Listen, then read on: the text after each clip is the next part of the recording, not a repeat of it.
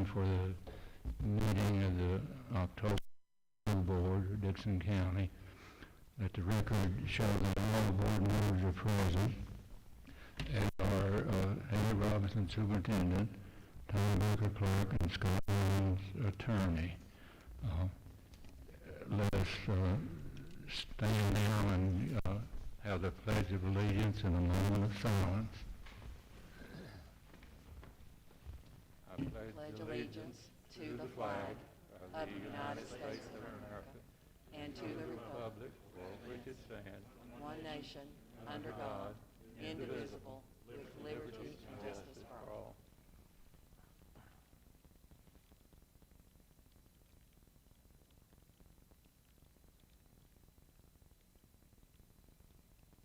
Thank you.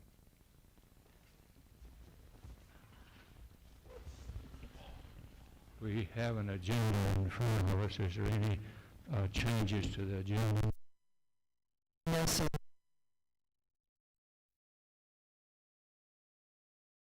And I ask for a vote to approve the agenda. All in favor?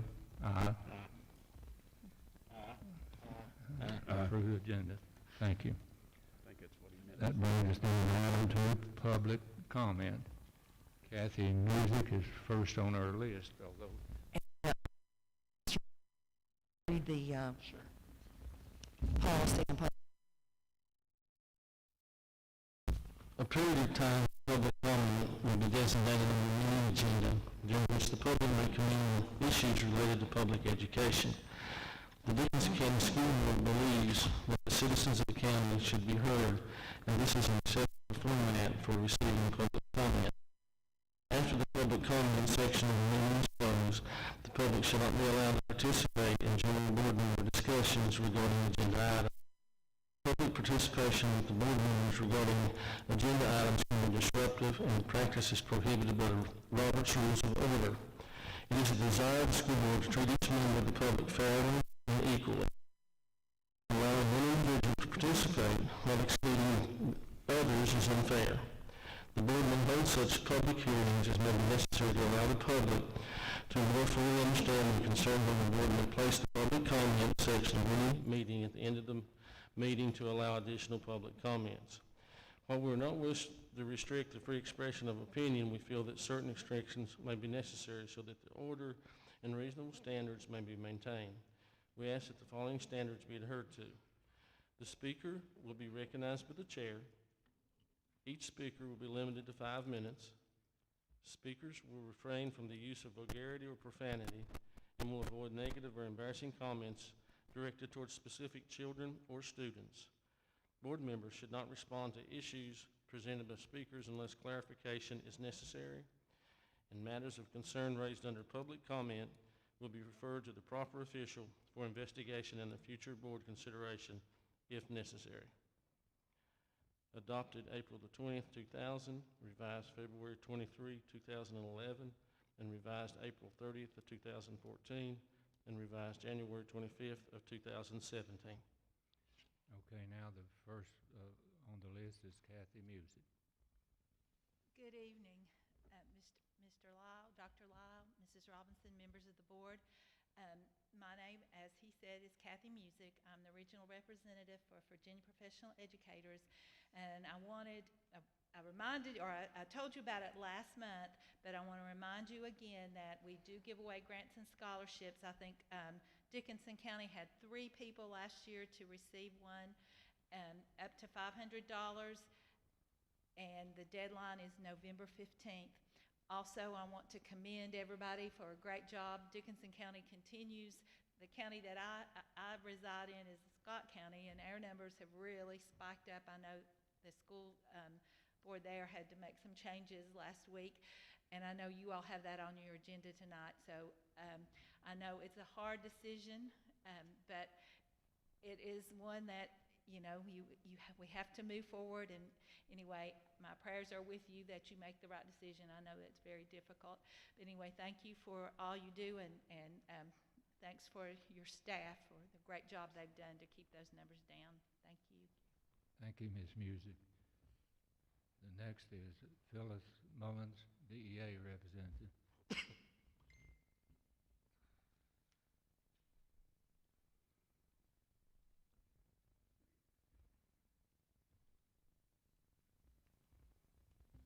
Good evening. Good evening. I'm Phyllis Mullins, and I know most every one of you. And I laid some material on your tables and a little goodie bag I hope you enjoy. It's a little bit of information about who we are and what we do. We are very active, even during COVID, in trying to support and push legislation that supports public schools. Particularly right now, we are pushing for the budget. And we've had some good news out of Richmond, but we could use some more. Please look over the packet and you can see that we are a nationwide organization, and we are part of the NEA. And I spoke with the Board of Supervisors last night, and I thank them for all that they have done to help us, and I want to thank you all for all that you do. Thank you. Thank you. I'm sorry. We have a new UNISERV director. She is here with me tonight, and I'd like to introduce her. Her name is Vicki Kitts. Welcome. Our other UNISERV director we had for years retired, but Vicki is doing a wonderful job. Thank you.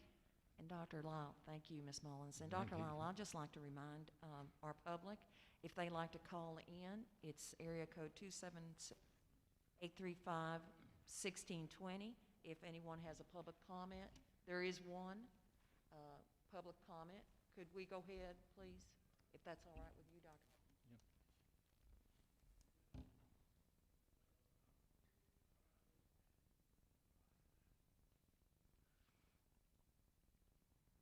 Hello? Okay. This is Allison Mullins, and I appreciate the opportunity to appear by phone. I'm actually in quarantine, so I'm thankful to get to speak, and I'm not watching online, so I'm not sure if the mayor is there in the town council, but I wanted to first of all express my appreciation for this topic being on the agenda this evening of the Hayti community having the opportunity to meet with the Corps and the board regarding location of the Hayti Elementary, the elementary school. From the very beginning of this project, all of the early documents indicate that the location of the school should be in a place that is to serve, to be centrally located to the children that it's supposed to serve. And so we know initially that was to be the Sandlick community, the Sandlick Elementary School and the Clinchco Elementary School. So the original site, the map that was attached to the early contracts was on Backbone Ridge. And then you move to the facilities agreement that recited that same thing, that the location of the elementary school should be central to the students that it is to serve. And those were the two schools in the flood zone.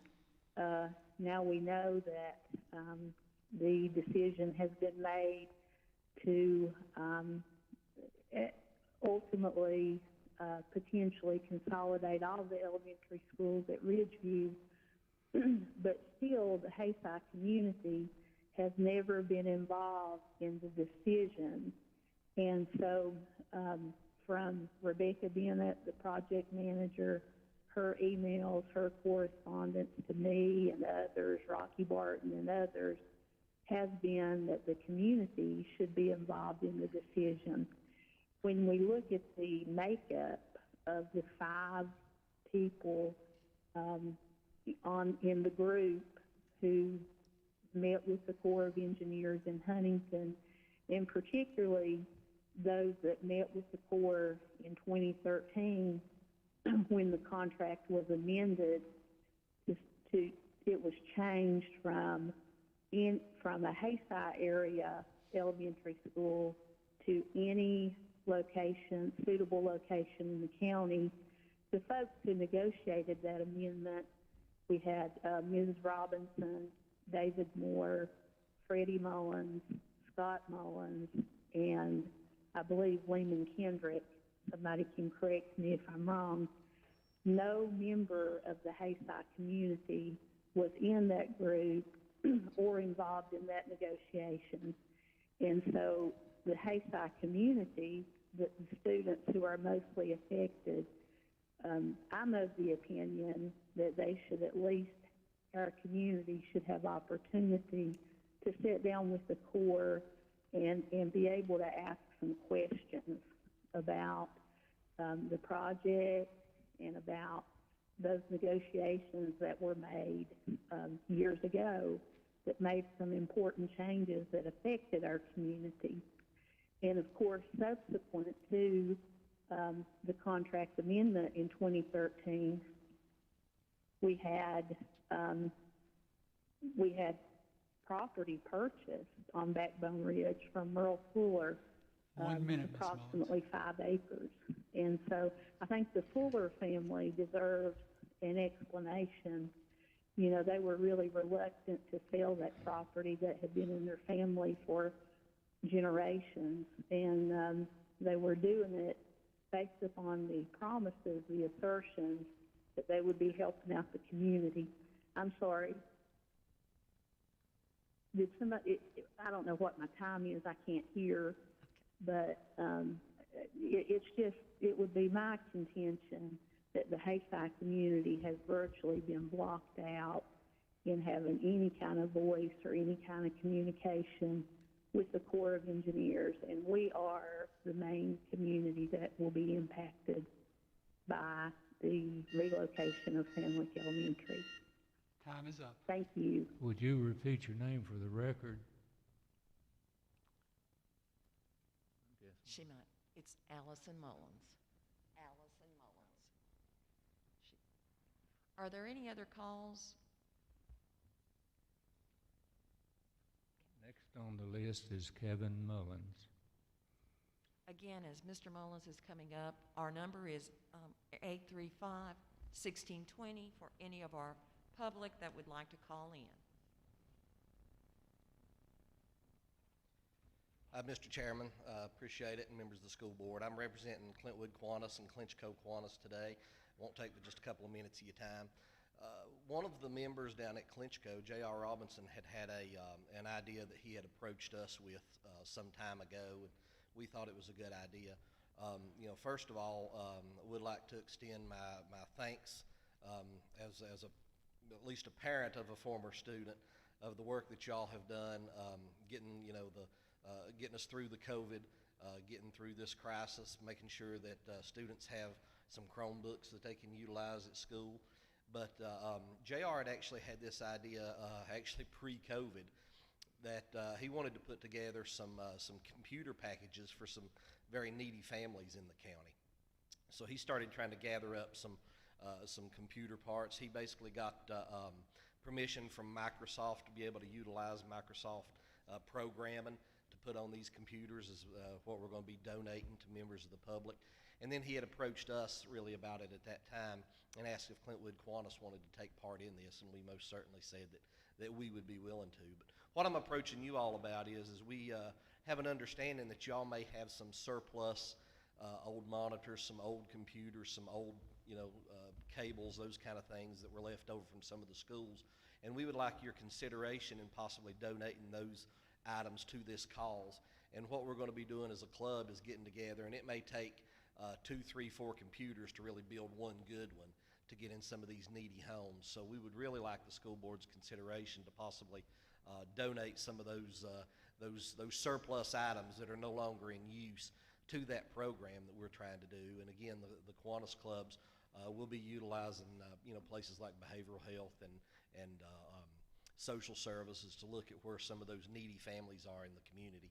And I think as I noticed in the paper, we just got announced for the county got some pretty good money for some infrastructure for some broadband. So I think as those kind of things are coming to the county, the possibilities for people will expand, and we'll have a lot of people out there that will need, usable computers for the near future, and we would like to try to help provide some of those for some of those needy families here in the county, and especially those with school-age children that could use those in addition to those Chromebooks. So we would like your consideration in that, so please.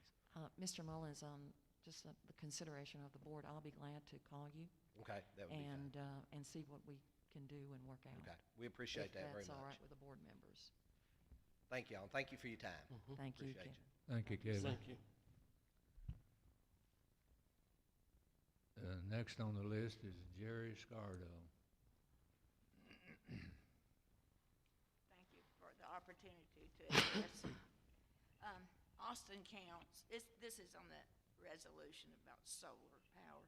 Austin Counts would have been here, but he's tied up with another meeting. And I've always been interested in going solar and things, but the resolution itself just sort of helps level the playing ground. Northern and Eastern Virginia have better opportunities than we do back here for some of this net metering and price agreements and so on. Back in the winter, say when the General Assembly was meeting, and before that, the young people from Appalachia Voice, they was down in Richmond working with this. I might write letters, but they can line out this stuff and know details that I could never bring to you.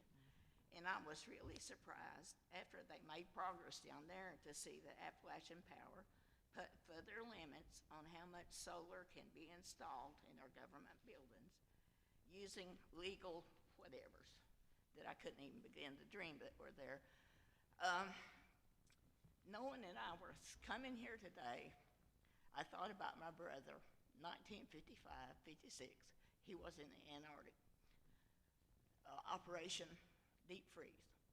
Our country hadn't been down there or anybody for years and years, and he taught us how frozen the Antarctica was. That's no longer true. Things melting, things breaking off. Well, anyway, this resolution doesn't commit you to going solar. It just sort of opens and levels the barriers. And it can help you in the long run, maybe with economically, environmentally, and educationally. And I did get to see Carl Sagan speak in 1987. And so I've always known how important this stuff was. And my dad did, although he didn't have an education. I appreciate your time. Thank you, Ms. Scardo. Thank you, Mr. Scardo. Next on the list is Tracy Sturgill.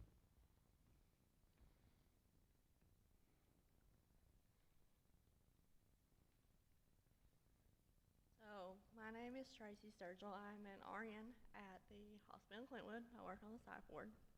With that being said, I have two small children who go to Clintwood Elementary, one in the 1st grade and one in the 3rd grade. I work full-time. I work at least 3 nights a week, if not 4, sometimes 5, with the way our staffing is right now. And I just want to throw it out there that this whole 2 days a week stuff and 3 days a week at home for our children is not working. There is no way possible. I work night shift, I don't know if I mentioned that, but there is no way possible that I can sleep, work, and educate my children 3 days a week. It's not possible. My son, who is in the 3rd grade, prior to this, was a straight A student. He is now failing the 3rd grade. And it's not that I don't try, I just literally don't have the time. My grandparents keep my children while I work. They don't. They're very educated people. My papa is a preacher at Lick Fork Church. My grandmother has bukus of college education. Do any of us have the patience to sit with Lucas will be 9 next week, with a 9-year-old and a 6-year-old to do their schoolwork for hours and hours a day? No, my children don't have the patience to sit there with me. I'm not a teacher, my grandmother's not a teacher. Dawn does do some substituting at the school, so thankfully thankfully he's a major help, but still, regardless. I have sit and pondered on this, and I have decided, and I mean it wholeheartedly, that if these children don't go back to school at least 4 days a week, I will be enrolling my kids in Wise County School because they're not getting the education they deserve. Because I'm not a teacher. I'm a nurse. I'm not a teacher. My babysitter's not a teacher. My grandparents aren't teachers. It's not fair to them. It's not fair to me. Literally, the only thing my kids are learning is how hateful I can be when they don't do their work. And that I don't have the patience to be a teacher. So, I mean, I don't know if there's any other options, but the option that we have now is not working. Coming from a single working mother. And honestly, that's really all I have to say. I just wanted my opinion to be heard because I feel like everybody has this idea that everybody has a mom and a dad, and my kids have a father, don't get me wrong, and he does help, but he don't live in our home. It's just me, by myself. And I cannot do it, and it's not fair to my children. So, thank you for your time. Thank you. Thank you, Ms. Sturgill. Next on the list is Kathy Harrison.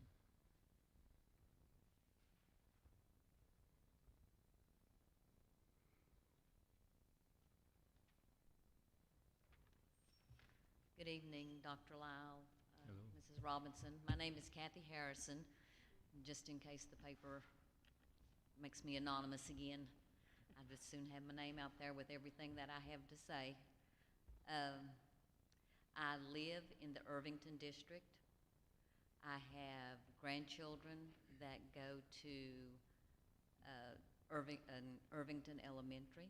I have one that is doing all virtual. He's a senior this year.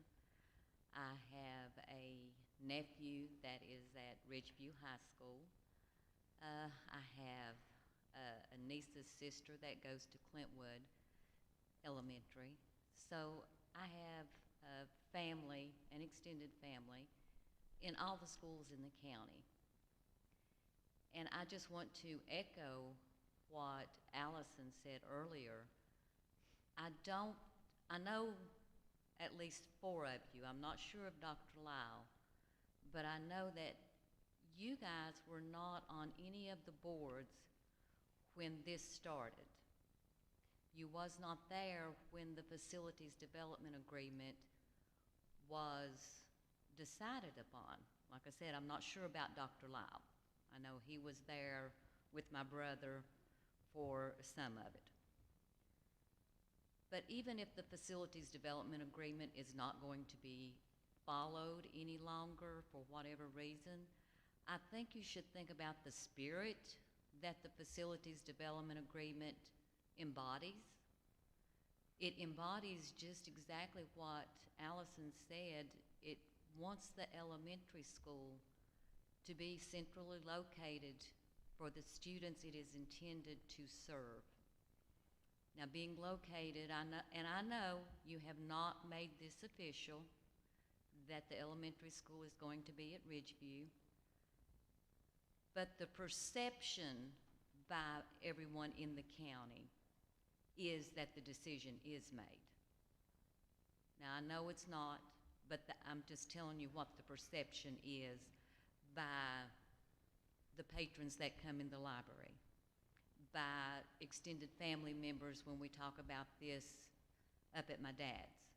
You know, that is the perception, and I tell them it's not officially been voted on yet, but this is the perception that you're giving, is that you are not taking into consideration the fact that you want to send a student, a young student, who lives up in Sullivan Branch, and send them to Ridgeview. It is not the student, it is not, this is not centrally located to those students, and that Sullivan Branch is in Irvington District. So there is a lot in Irvington District and in Sand Lake District, you know, affected by this. That's where the majority of the students are. This is close to the Irvington District. I mean, you can go across the road and you hit the Irvington District. But the majority, if you look back at the maps where they did with the population clusters, you'll see that there are no big clusters in Irvington or in Sand Lake. So I would really like for you to think about the fact that the spirit, the meaning behind the Facilities Development Agreement was to be centrally located for the students it is intended to serve. And just maybe even start talking a little more openly about what the plans, your plans may be, not anyone else's plans, but your plans, so that the public, myself, knows a little bit more about what you're thinking. You know, we have no idea what goes on in closed session, which is as it should be. You know, I don't want to know what you talk about in closed session, that's fine. But I'm sure there are things that you could talk about that would at least reassure us that you have thought about this. Bait. Thank you. Thank you, Ms. Harrison.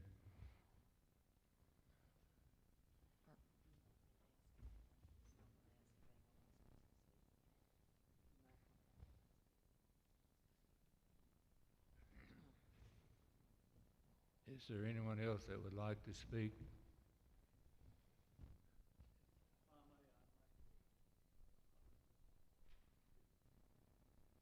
Go ahead, sir.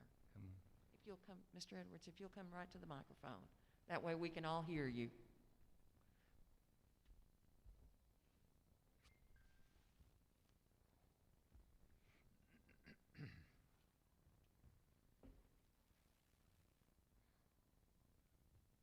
Good afternoon. You know I'm Carl Edwards. I've been in front of you many, many times, and I'm not going to make a big, long speech, but I think I'll just read a statement that would express some facts.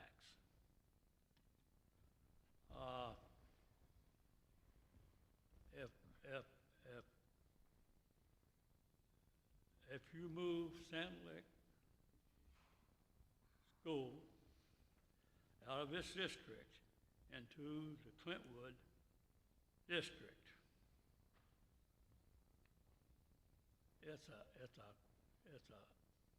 clear case of discrimination. There's no way that you can furnish the kids at Sand Lake with an equal opportunity and a fair education if the school is built at Ridgeview. So I maintain that you need to really take in consideration these kids when you make a decision, because there is no way that you could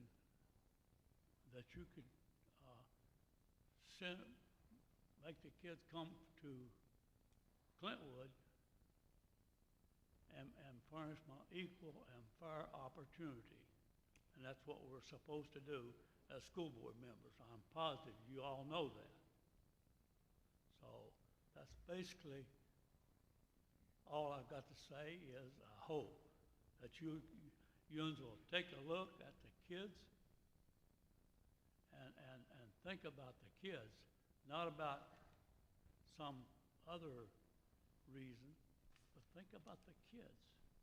They're the ones that you are going to affect. Thank you very much. Thank you, Mr. Edwards. Pardon?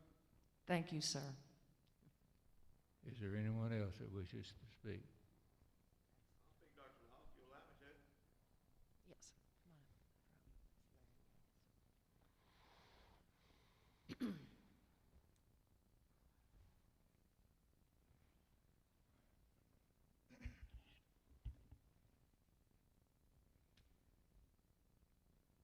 Thank you for letting me speak. I'm Larry Yates of the Hayside community.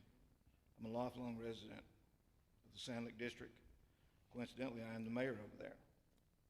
You know, been following this project for years now, and fully understand probably about as well as anybody in the county about the decisions that have been made, the decisions that have been made unilaterally, the decisions that have been made without the involvement of the community.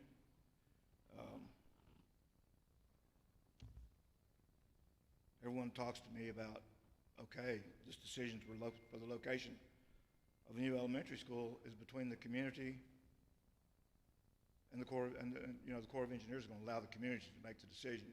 Well, the Hayside community hasn't been involved in making this decision. There's 5 of you board members up there. Mr. Hackney over there is the only one that identifies as being from Hayside. But let's step back to the 2013 or 14 amendment to the contract that moved the location from Hayside-Clinchco to anywhere in the county. If I'm correct, the folks that negotiated that contract are Mrs. Robinson, school superintendent, David Moore, the county administrator, Lehman Kendrick, who's the county engineer, who's subsequently retired, Mr. Mullins, who's the school board's attorney, and Mr. Freddie Mullins, who's the Industrial Development Authority attorney.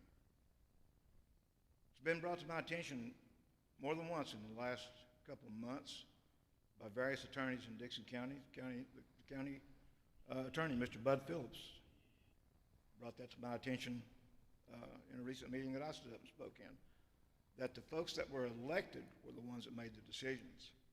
Of these 5 people, nobody's elected. Ms. Robinson's a county employee, Mr. Moore's a county employee, Mr. Kendrick's a county employee, right on down the line. Mr. Mullins is an employee of this board, and Freddie Mullins is an employee of the Industrial Development Authority. Where is Hayside's representation in this process? We had a good document with the Facilities Development Agreement, and we were forced to dissolve that. Right over there's the author, one of the authors of the Facilities Development Agreement. He's one of the first ones that said it was invalid, that you couldn't enforce an invalid document, something that wasn't legal to begin with.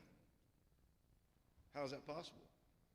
All 3 boards signed it, all their representation, their legal wizards, their legal authority vetted the document and said it was legal, but yet when it's inconvenient for the school board, it's not legal.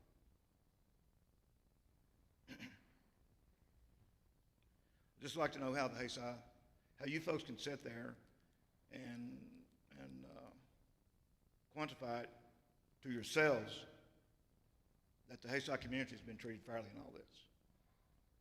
And step back and think about how you're treating the children in parts of the county like up in Sullivan Branch and other areas of the Sand Lake District and the Irvington District.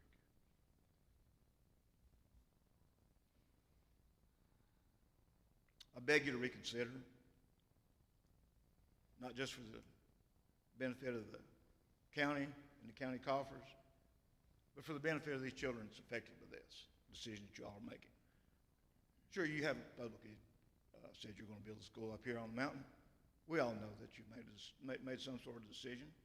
You wouldn't have Mr. Elzick sitting over there not to give you an update on it if you wasn't planning on doing that. I mean, you know, it doesn't take much to read between the lines. Always has. I mean, you know, yes, sir. Thank you, sir. I didn't mean to speak tonight. Had no intentions. But I do think the Hayside community has been treated unfairly.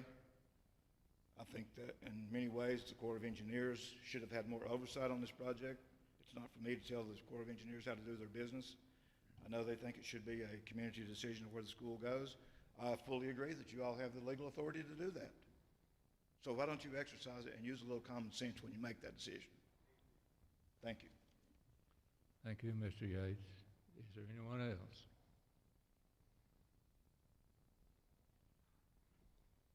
That's the end of the public comment.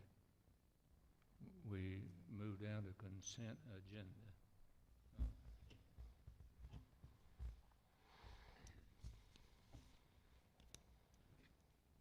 First on the list is approval of minutes. Is there anyone that has any discussion of the minutes of the September meeting?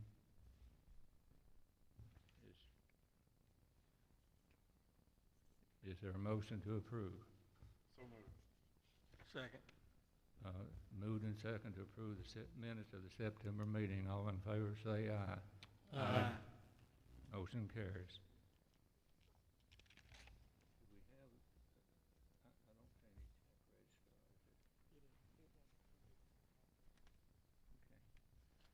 Okay. Next item is vendor payment. Is there any discussion of that item? That was included in your board packet that you received on Friday. Is there a motion to approve? So moved. Second. It's been moved and second. All in favor say aye. Aye. And the rest of the checks and invoices, is there any discussion about them? The revenue expenditure summary, new elementary school invoices, and the construction fund reconciliation documents.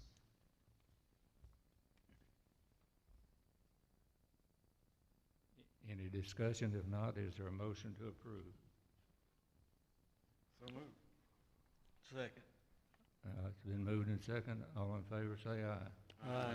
Motion carries. That takes us down to information for the board. Ms. Robinson. Thank you, sir. Good evening, board members. Just for your consideration is the VSBA annual convention, which will be virtual this year. It will be November the 18th through the 20th. In your packet, you see a early bird session on Wednesday, November the 18th from 9 till 11:30 a.m. You also received this week an email regarding the VSBA conference, the 18th through the 20th, that you're also invited to attend. As we've said, it is going to be virtual, but you will be required to register.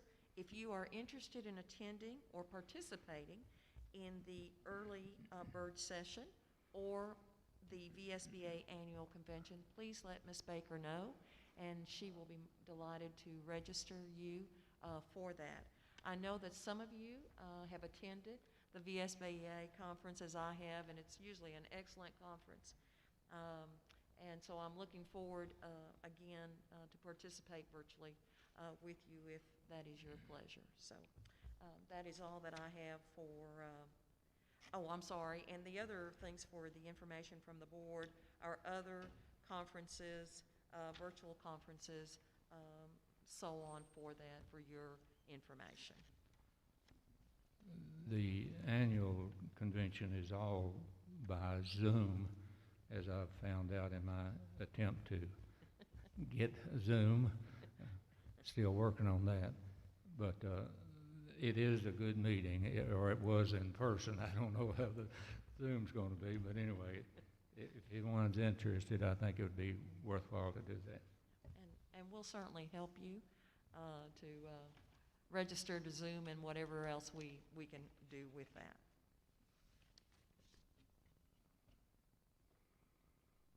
Okay. Good news from our schools. Next is update of new elementary school project. If I could, let me cover good news from our schools. Go ahead, yeah. Dr. Lyle. Okay. I have a presentation that I would like to share. Okay.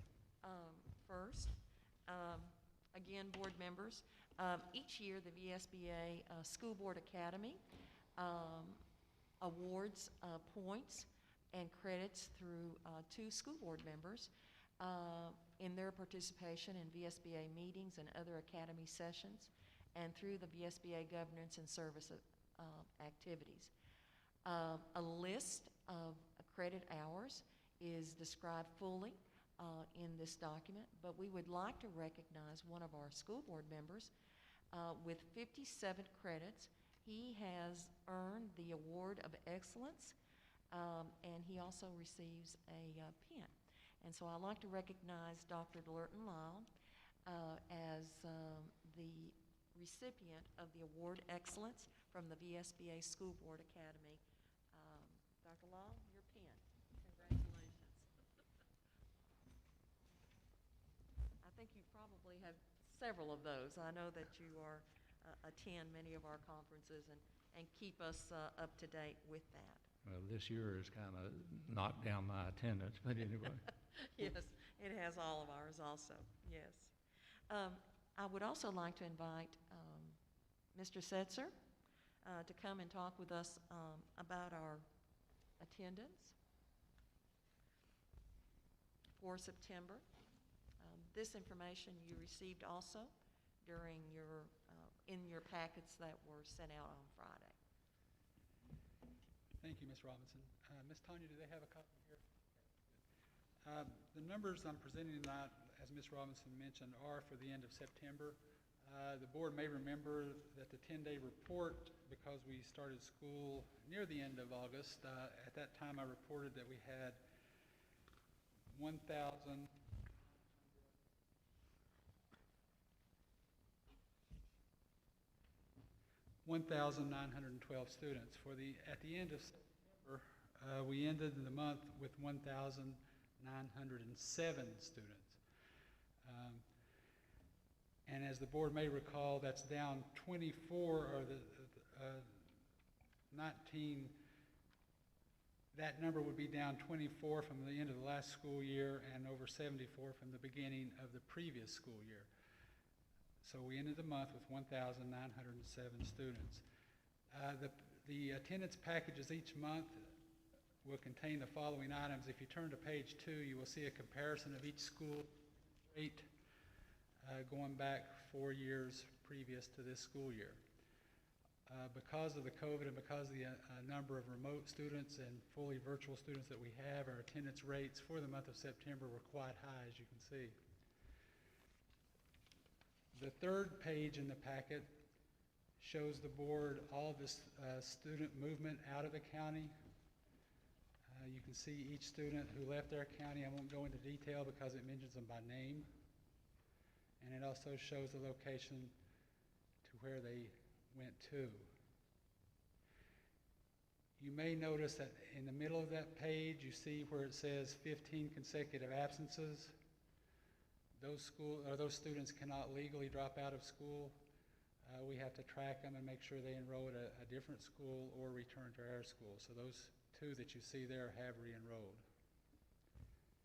The fourth page of the packet shows the number of kindergarten or pre-K students that we have. Currently we have 66, either participating by the hybrid schedule or the fully remote schedule.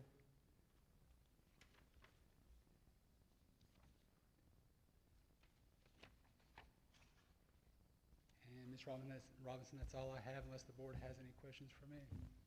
Are there any questions for Mr. Setzer? As everything this year, I think that's been attendance, enrollment has been a very fluid component of the COVID. Thank you, sir. Another item that we would like to just briefly, I'd like to share with the board, and I think we did as in letters to different organizations, but due to the COVID, many of the expenditures we are currently facing, of course, were not budgeted in the 2020-21 budget. The cost for Chromebooks, iPads, PPE equipment, thermometers, additional cleaning and sanitizing supplies, software, etc., those were never included in our budget in March and April. We did not know where we would be in March and April today. We have received, the Dixon County Public Schools has received tremendous support from 2 organizations that have helped us purchase some of these essential needs for our students and staff to provide a quality instructional program while still providing a safe and healthy environment. And we would like to take this opportunity to thank and recognize the RAFA Foundation and Mark Vanover, its executive director, for their contribution of the purchase of temperature screeners at each of our schools. As you entered our building today, you went through a temperature screener and told us that hopefully you were normal. Temperature's normal. The temperature screeners, of course, allows our students and staff to effectively and efficiently just walk through. They don't have to wait. It doesn't take additional hands there. They walk through and checks their temperature. So 2 of those screeners are installed in each of our schools, and we have one at the school board office also. So a special thanks to the RAFA Foundation and Mr. Vanover, its executive director. Second, we would like to recognize the Dixon County Board of Supervisors for their CARES Act contribution. As you know, we have received 2 pots of money from their CARES Act funding, and this has provided laptops for CTE students, iPads, cameras, headsets, microphones, flash drives to enhance the delivery of hybrid and virtual instruction. It also helped us with unemployment payments that the school division was responsible for, the installation of plexiglass and barriers in offices and open areas in each of our schools, and then, of course, the mounted bus thermometers that we installed in 45 of our buses. So I would just like, on behalf of the board, to thank the RAFA Foundation and the Board of Supervisors for their support. As we said, none of this was budgeted, and so we certainly appreciate their help and their support in helping us to meet these needs. Thank you. Thank you. Now we're ready, Dr. Law.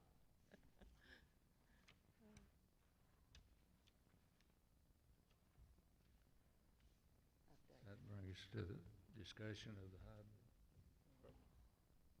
We're ready for updates on the elementary school. Okay.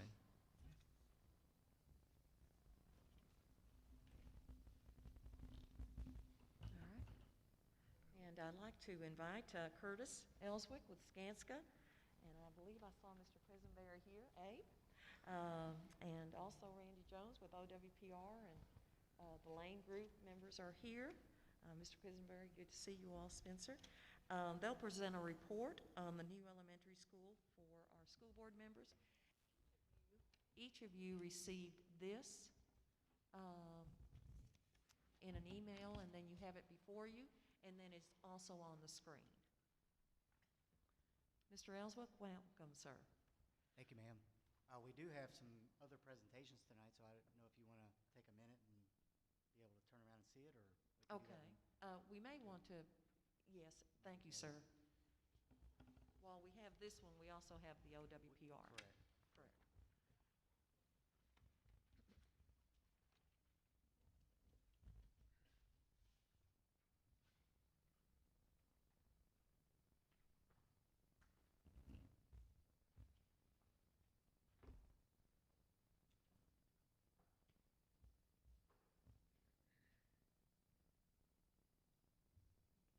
Thank you for dimming the lights.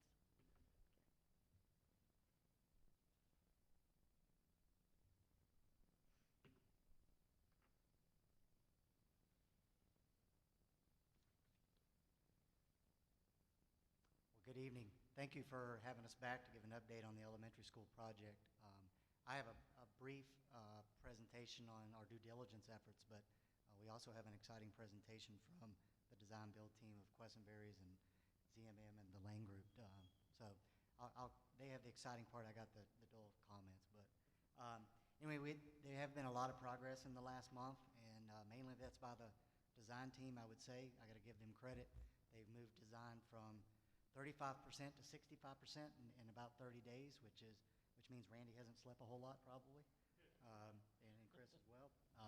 But they have put a lot of effort into this, and we've had a lot of meetings. We've talked about kitchen equipment and layout of the kitchen and that design. We've talked about interior finishes, site and utilities, to furniture, a lot of different topics over the last month so that they can continue with their design efforts. On the due diligence front, we also have been able to design around a solution so that we don't have to put a pump station in, correct?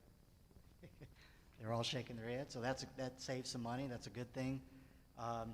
We did encounter some, as part of our testing, some unsuitable soils in the building footprint, but we've been able to work it out to fit that in the budget with some of the contingency that we have, so we feel good about that as well. And we are still working through the environmental review process, the NEPA process. We are hoping that'll wrap up in the next few weeks. My understanding is the comments we've received from the different agencies, nothing major that is concerning at this point. So we're hoping that, we're feeling very positive about that process. And we're continuing discussions with VDOT. They asked us to provide a little bit more information as part of a traffic study, which we should give them in the next couple of weeks. But as of to date, that's going very positively as well. So overall, we're on track where we wanted to be, and we're within budget, and everything's looking good. So with that, I'm going to turn it over to the design build team for their presentation, and of course, we'll be around for questions if you have any, to answer any questions at the end. Are there any questions for Mr. Ellswick at this time from our board members? All right, thank you.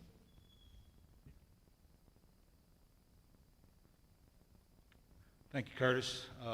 Randy, if you want to come up, I think we'll just jump right into a little presentation that Randy Jones was in has presented here. As Curtis said, we've reached our 65% milestone, which we're calling design development. So Randy's prepared some slides and some views of the school that you guys can look at, and then I think we'd be happy to answer any questions that you have. So Randy, with that, I'll just turn it over to you. Good evening, everyone. Excited to be here tonight to give you an update on the design for the new elementary school. If we could advance to the next slide. This is a site plan that you have previously seen, and I just wanted you to see it again for just quick reference. But if we could go to the next slide, we'll focus on the floor plan. So the floor plan has not changed dramatically since the last time we presented to the board, which I believe was in August. But it has continued to be refined, and we've added detail to it. We've had several online meetings which have been working surprisingly well. I have to confess, this is the first project that we've done this process, and it has worked very well, and we've still had fun doing it. So I'm happy to report that.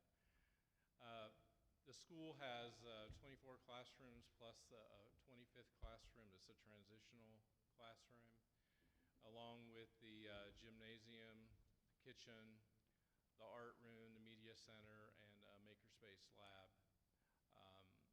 We also have a stage that opens to both the gymnasium and the cafeteria. It's going to be a very open and vibrant and dynamic school. When I get to the interiors, I think you'll fully agree this looks like an elementary school. It looks like a fun place where students are going to want to be. If we could go to the next slide, we can look at the outside renderings. This is actually the bus entrance side, which is the front of Ridgeview Middle School and Ridgeview High School, facing the large parking lot. As you can see, it looks like the front of the building, and that was intentional. We wanted to make sure that the building fit within the context of the middle school and the high school on the site. It has very similar design features, makes use of a lot of glass, a lot of natural light, and I think it's going to blend in and fit very well with the site. Go to the next. This is just a different perspective that shows the same bus entrance area. The glass box on the right-hand side is the cafeteria area. The central entrance tower is there in the middle, and then to the left is our art room and media center and makerspace complex.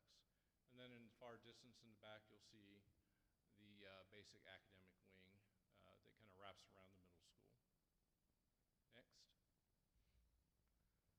The main entrance, which is actually on the back of the building, is where the new parking lot will be and where the parent pickup and drop-off area will be. It has some of the same features as the previous slides, so it has a very similar style, blends in very well with the middle school and the high school architecture. Our goal as a committee was to come up with a design that looks like it belongs on this site and is compatible with the style. On the left, on the single-story area, that is our administration area. In the middle is our two-story entrance area, which also includes a classroom above, or a breakout space above. And then on the right, where you see the two windows over top of each other, are our classroom spaces. Next. And this just gives you a different perspective of what the school will look like, and you can begin to see the academic wing as it goes past the main entrance area. And we can go one more. So these are, I have to say, the committee I don't think has seen these, but we had a lot of discussions about it. We provided some very rough renderings. To get their input, we made some changes. This is not a complete and final rendering. You'll notice there's a slide in the main entrance. We think that's a very fun feature, and it got a very positive response from our committee group that we were working with. The slide has to comply with all building safety codes, has to be ADA accessible. This is just something that we were able to drop in to give you a visual representation. The slide will actually be designed somewhat differently to make sure we comply with all of the required codes. The main entrance stairway in the main lobby goes up to the second floor area, and then from the main lobby you can either go right to one academic area or left to the second academic area. Next. And this gives you another view which goes down one of the main hallways in the academic area, which also leads directly to the bus entrance, and that's what you see at the very end of the hallway, those two doors there. You'll notice we have a lot of bright colors. We wanted to make it a fun space. We got really good feedback and input, and we made some changes. This will be presented to the committee in more detail along with actual material finishes, hopefully within the next 2 weeks, so that we can finalize the design. And if we can go ahead one more. Next, there we go. This is a view looking into the cafeteria area. The big gray box on the left is actually our stage that will open to the cafeteria. You'll notice an angled hard ceiling there that will help with the sound and acoustics in the cafeteria. And then you can see some colorful sound panels which will hang from the ceiling that will also help with the acoustics in the space. The 4 doors on the back wall are for the 2 separate serving lines that the students will go through in the kitchen area. Next. This gives you a little bit different perspective, looking basically from the stage back out towards the glass wall. That'll have some really nice natural light, some good views, and we think it's going to be a really fun and vibrant space for the children. On the right-hand side, you see 2 double doors with glass windows. Those lead into the media center and the art room, so those are readily accessible to the common areas of the building. Next. And then finally, one other view which just shows you a different perspective of the space and the impact that the natural light has on the space as a whole. It's going to be a really great space that students are going to enjoy eating lunch in. And then to end, we go one more. I wanted to give you kind of a typical classroom layout. The classrooms do feature natural light through windows in every classroom space. It does, on the left, you'll see our smart TV and our visual display boards. On the back of the room, you'll see cabinets with a sink. Every classroom has a sink in it.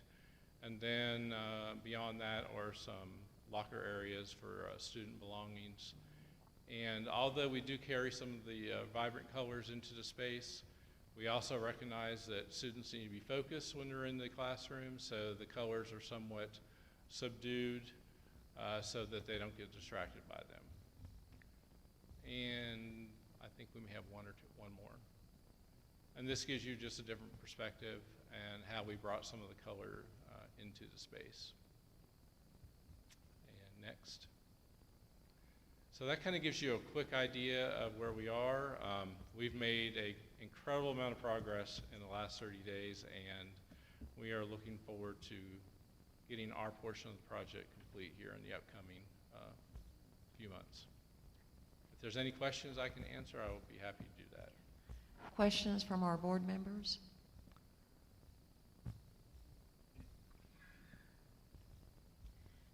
I'd like to just go explain a little bit about the slide. Yes. I think that was Can we go next back? to the classroom and the classroom design. That probably took a lot of our discussion. We had, of course, had principals and central office directors and, all involved in this. And when we looked at the slide, we just thought, okay, well, some of us, I think, were not sure. But the more we talked about it, it just spoke to us that this would be a fun place for our students to come and learn. The slide, and several of our principals and staff had the thought of course, the slide is going to be closed at the top and closed at the bottom. Correct.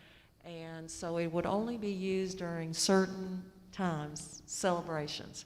For example, if a school classroom had perfect attendance for a week, they would get to go down the slide. Fifth graders, when they left the elementary school, they would get to go down the slide. And so it was turned out to be something fun for the students, something that they would look forward to, and they, with that. So again, the slide was interesting, intriguing to us.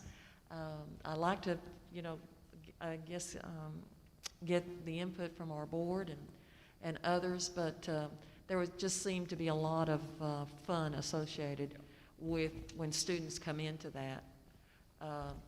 This is a fun place to be. I'm glad I'm here.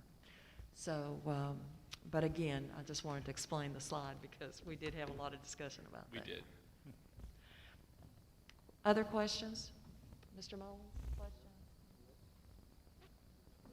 Mr. Hackney, are there any other questions about our presentation? Okay. Mr. Rasnick? Okay. See everyone. Mr. Hicks? Okay. I think Mr. Ellswick said that if we did get to keep the slide, I would be the first one that would go down the slide. So I do recall him saying that. Yeah, I do. Yeah. So, So, any other question or comment, Dr. Lyle? Any question or anything? All right. Well, thank you very much, gentlemen. Thank we you. certainly appreciate it. Do we have any other from Lane Group or anyone else? Okay. All right. Well, thank you very much. Thank you. Mr. Barton, if you could move the microphone. Excuse me? Okay, that's fine. Never mind. All right. Hold on just a moment, Mr. Barton. I am be passing out some information to the board.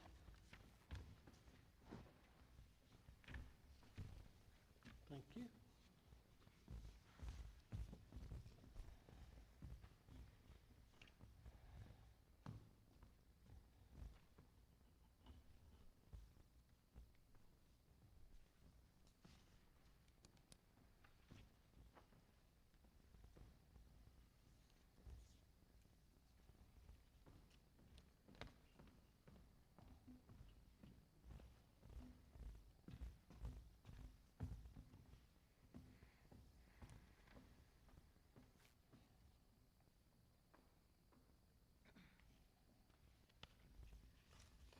believe Mr. Mullins sent the board the documents that you have in the folder, which includes a memo from Brad Stark from the U.S. Corps of Engineers. It also includes a resolution, contract amendment. Mr. Mullins, I will turn the meeting to you, sir. Good afternoon, members of the board. I'll try to give you some background information that will help you understand from a common sense perspective what we're talking about tonight, and then we can drill down into the documents as deeply as you gentlemen wish to go.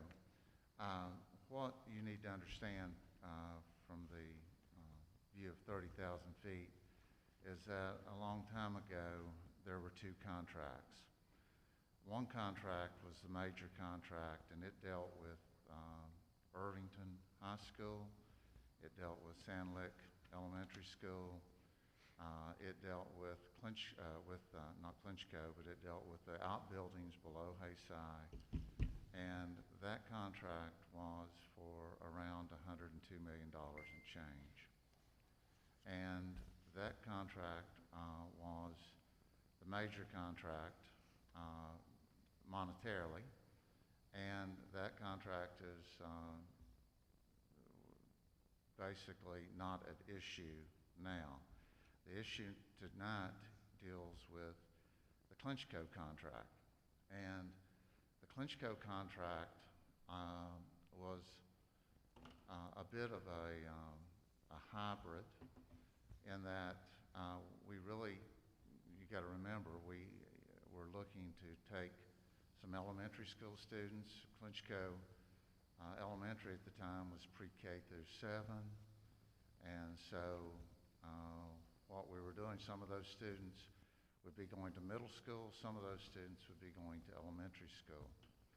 So the Corps basically divided up that $8 million that was attributable to the Clinchco contract by putting $3.5 million into the middle school component and $3.5 million into the elementary school component and $1 million into the demolition component. And so that's how we end up with the $8 million. And so the major contract, the $102 million contract, as it related to the elementary school, was amended to provide that the elementary school could be constructed anywhere in Dickinson County, as long as it was in a flood-safe area. It could be constructed in the Hayside area, or it could be constructed at Rose Ridge, anywhere in the Dickinson County area. And I think the Corps has taken the position that their guiding star is to make sure that children are educated in an area that is safe from flood. So the one thing that was not done, and it was not done by basically by oversight, was the elementary school component of the Clinchco contract. The original Clinchco contract, which I think was done in 2010, September, the $3.5 million that was attributable to that component was said to be going toward a consolidated elementary school in the Hayside area. So basically, the amendment, the resolution that you have in front of you was prepared by the Corps of Engineers, as was the amendment to the contract. And the purpose of those documents is to basically bring the Clinchco money into the same, in lockstep with the Sand Lick money, and ultimately provide that wherever the school board determines to build a school, as long as it's in Dickinson County in a flood-safe area, the Corps has no objections. And so the Corps again sees this as a local Dickinson County school board matter and not a Corps of Engineers matter. So I'll give you the opportunity to review those documents, but ultimately, what the Corps is asking for is for a resolution, the resolution that they have prepared that you have in front of you, which would authorize the division superintendent to sign the amendment to the contract consistent with what I've just told you. And so, just for clarity's sake, if there's a vote on this and it's, you'll notice that the core form for the resolution has a signature block for each board member, which is fine. We normally do a roll call vote, but they want a signature for each board member. For any dissenting board member, we would note that in the record at your vote, and then also on this form, we would make special note that you're voting no if you are not in agreement. You know, to state the obvious, a quorum is here, and then a majority of people at the quorum, 3 of you vote for it, then the resolution will pass. If there are dissenting votes, that needs to be noted in our record, and I will assist in making sure it's noted on the written form that the Corps has presented. Hey, Scott, is this something the Corps is just now asking for? Yeah, well, time? they had talked about this, Mr. Hackney, and I actually thought they were confused at that time because the prior amendment, dealt with the majority of the money that was associated with the Sand Lick Elementary School. But then when they pointed out, and I only came to understand what they were talking about yesterday, that they weren't talking about amending the big $102 million contract, only the Clinchco contract. So this has basically come about, or at least it's come into focus for me in the last 2 days of what they wanted. Moving the money from the Clinchco project, merging it with Sand Lake is what they're talking about. Basically, yes, sir. It's not really merging the money, but what it is it is doing the same thing with the Clinchco Elementary School component that was done with the Sand Lick Elementary School. In other words, the same rules would apply to the Clinchco component that was related to the elementary school as applies to the Sand Lick Elementary School. Is that clear as mud? Yeah, I'm just trying to piece together because it goes back to when this amendment first happened, right?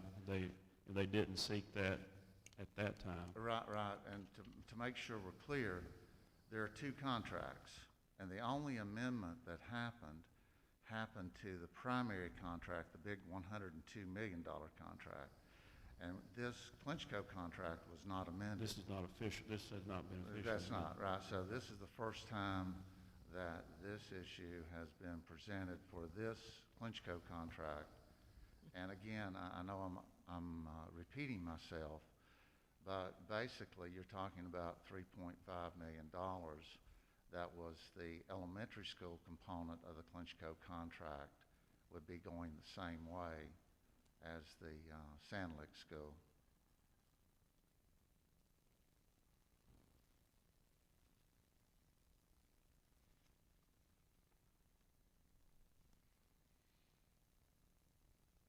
And I apologize again to the board for not getting this to you earlier, but I only got it yesterday afternoon, and then I did the memo to each of you to try to explain to you in a very basic way with some foundation under you how this came about and what it amounts to.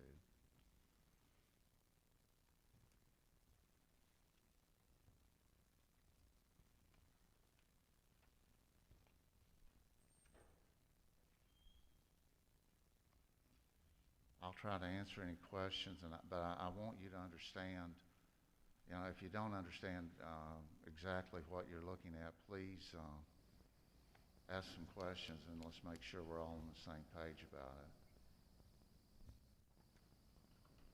So do we need a motion on the resolution as well? Yes, sir. What we would need is a motion to adopt the resolution as presented, and then we do a roll call vote on that. But to be clear, the resolution that you would be adopting, the ultimate result of that would be to authorize the division superintendent to to sign the amendment to the contract, which would allow $3.5 million to be applied in the same manner as the Sand Lake funding. So you have two documents that were prepared by the Corps of Engineers. You'll see a document that says U.S. Army Corps of Engineers Amendment to Contract, and you'll see another document they prepared that says Resolution of the Dickinson County School Board. So what we would need, if there's a motion to move forward with this, the motion would be to adopt the resolution of the Dickinson County School Board that was prepared by the Corps of Engineers to adopt it in the form presented. Yeah, I'll make that motion. Second.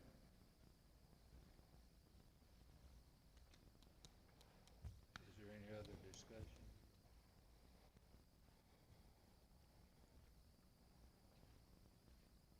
I would move that we table this. If it's not time sensitive, I know that I got it today and had time to read it and look at it, but I appreciate your comments tonight, Mr. Mullins, but I wouldn't mind having some time to just digest. I would second that, but we probably need a vote on the other. Do we need how would we vote on the first motion since it got a second? Well, typically under Robert's Rules of Order, you have a vote and a second discussion, and then after you discuss, you vote on the primary motion that was on the table. I usually don't like to look at Robert's Rules of Order. I encourage the board members to talk about things, and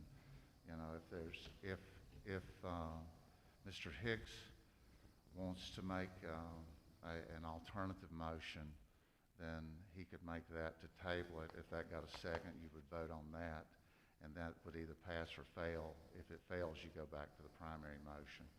That would give everybody here an opportunity to be heard. So my suggestion would be to consider Mr. Hicks's motion to be a substitute motion, and Mr. Hackney has got a second to that, and so I would suggest we vote that up or down, and if that goes up, then we'll table. If it goes down, we'll go back to the primary motion. So you're suggesting that Mr. Hicks' motion be voted on? Yes, as a substitute motion. Mr. Hackney seconded, and his motion, Mr. Hicks's motion, to be clear, is to table this until the next meeting. And Yes, and that's, I mean, it is a substitute motion, yes. And if that motion passes, then that's the end of it? if that motion passes, it's tabled. If that motion fails, then we would go back to the primary motion that Mr. Mullins made. And I note that, let me see if it's,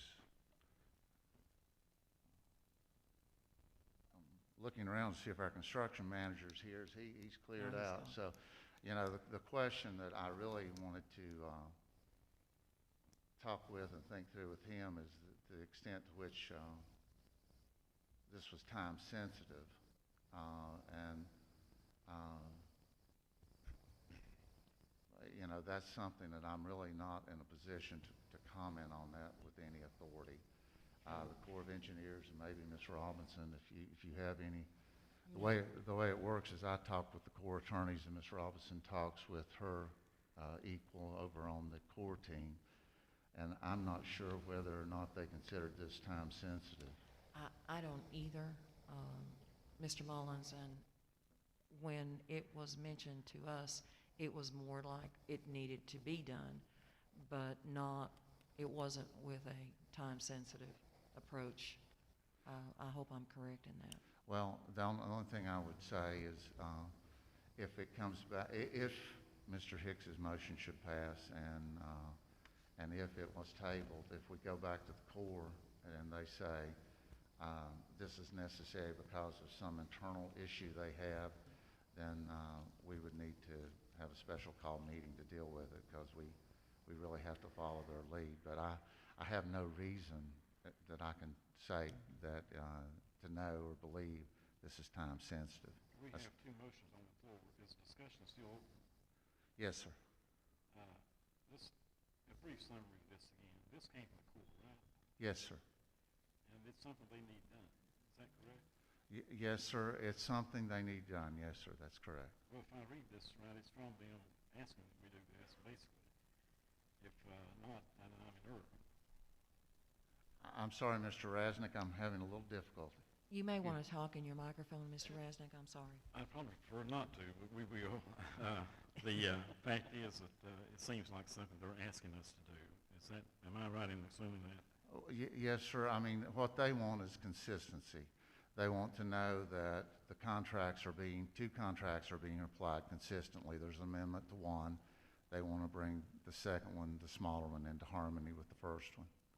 That's how I saw it to begin with. I think that that's something they're asking us to do for purposes of making the contract be together. They're clearly asking us to do it. I think that it's more a matter of housekeeping and that they see an obvious difference in the two contracts and they want to bring them in harmony. Right. Mr. Mullins, I see Mr. Ellswick here if you needed to. I bet he wished he had left earlier. Mr. Ellswick, do you have any knowledge about whether that amendment is time sensitive in any way from the Corps? I know you're coming in on the back end of this too. Do you have any thoughts or comments in that regard?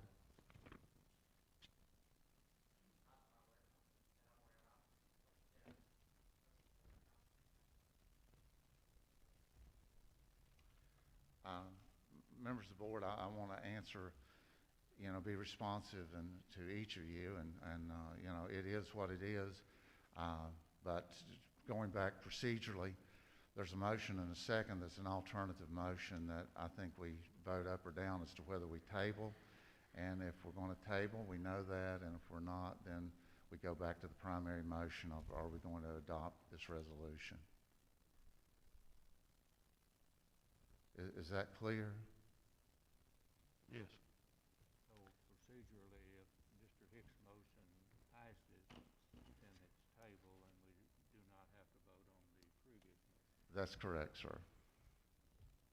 And do we need a roll call vote on that? Yes. Is everyone clear as to what's going on?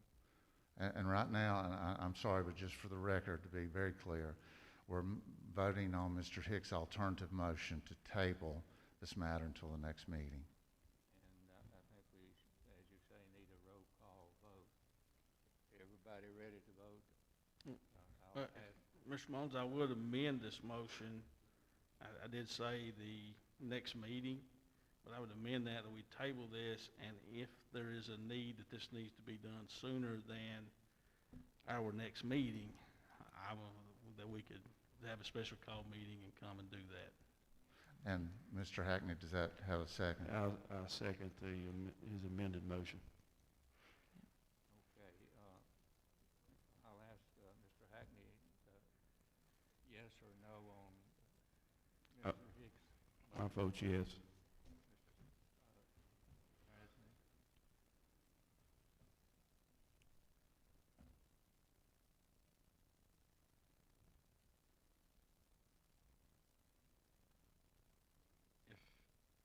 If I understand this correctly, it's something that has to be done one way or the other, so I'll vote no on that. Well, to be clear, it has to be done if that money that's attributable to that contract that's going to be used for that elementary school is going to be applied to anywhere except the Hayside area.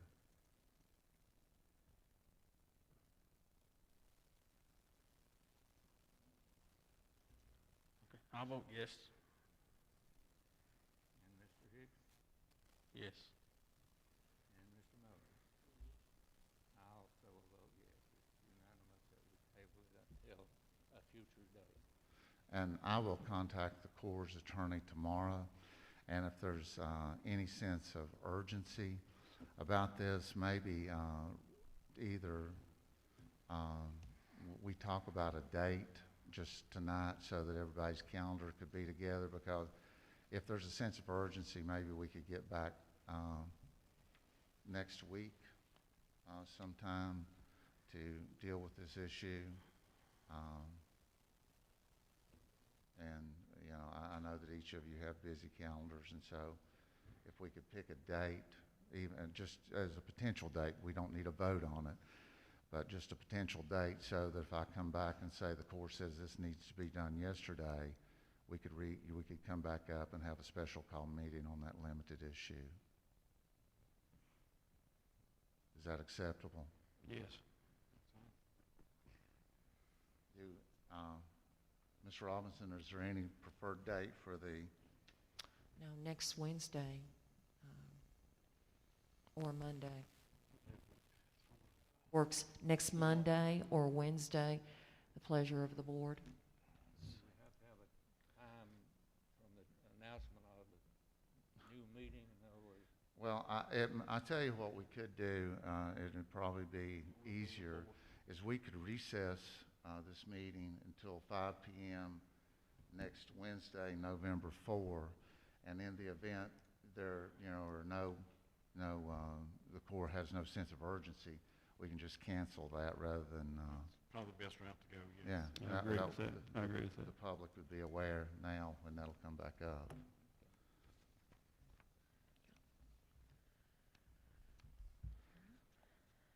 So just to be clear, we have a vote to table this until the next meeting unless the Corps indicates there is a need for us to come back and deal with this promptly, and if they do, then we will be doing that at 5 p.m. on November 4th here. And if not, we will let the press and the public know that meeting will not happen. Any other questions? Thank you. Thank you, sir.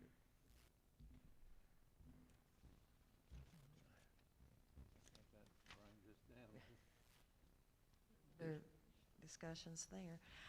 Our next topic is just the discussion of extending our hybrid schedule or transitioning to a 4-day week instructional schedule. As we discussed at the September school board meeting, our goal is to bring back all of our students to school as soon as possible and when it is safe to return. While we know that the hybrid and 100% remote instruction are valuable instructional tools at this time, we also know the value of face-to-face instruction while interacting with staff, teachers, and other students. For younger children who learn best by hands-on experience and close interaction with teachers and other students, we believe that face-to-face instruction is optimal. In planning for this meeting today, we have taken several steps, and one of the steps was to survey our staff, survey our parents, and we had a request to also survey our administrators. I have that information for you, and we'll go through that, and then we also have just the latest updated today at 4:15 of the number of students in the Dickson County schools that we have that are quarantined, COVID cases since August 24th, staff members, and that as we venture through this discussion. So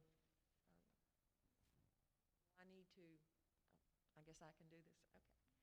So just looking at, if you can see the screen behind you. If you'd like to move, that's perfectly fine, and I'll give you just a few moments to do that.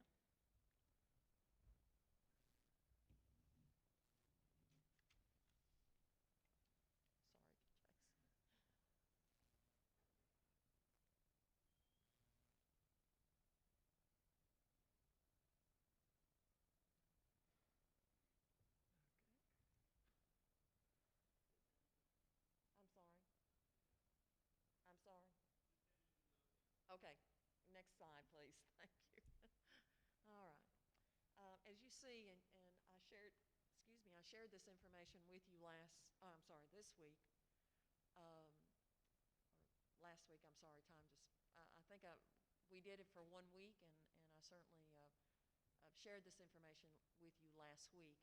We We had a total number of parents surveyed were 591 parents. Of those, 346 parents were in favor of a 4-day school week, which was about 58%, 58.54%. In favor of remaining 2-day hybrid was 245, and that was a percentage of 41.46%. You see the total students surveyed at Clintwood Elementary School was 269, at Irvington 60, at Sand Lake 148, Ridgeview High School 259, Ridgeview Middle School 220, and the total was 956 students were surveyed. So on the survey, as you recall, parents had the option of filling out a survey for more than one child, so that's where you see that 591 parents were surveyed, and it included 956. As you recall, we had approximately 13 surveys that the parents did not complete everything, and so as we go through this, you will see some discretion with our numbers. Our next slide. Thank you, Mr. Wallace. In the survey, there was a section there for virtual students that were surveyed, our virtual students, and the total virtual students that were surveyed were 371, or 38.81%. You see it per school: 103 at Clintwood, Irvington 18, Sand Lake 62, Ridgeview High School 114, and Ridgeview Middle School 74. Of the students and parents who were surveyed who are currently 100% remote, 267, or 71.97% of those students and parents said that they would remain virtual. Of those 371 students, 107 of them, parents stated that they would move to a 4-day hybrid, or 28.84%. And again, you see that by school. Any questions on the first slide or this slide? I'm sorry, I didn't ask. Any questions on this? Our next slide, we also surveyed hybrid students. And in our hybrid students, the total hybrid students that were surveyed were 568, or 59.41%. You see that by school. Of those hybrid students that were surveyed,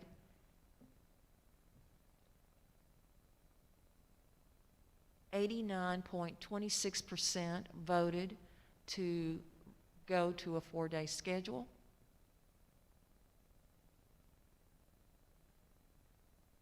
So that's 507 out of the 568.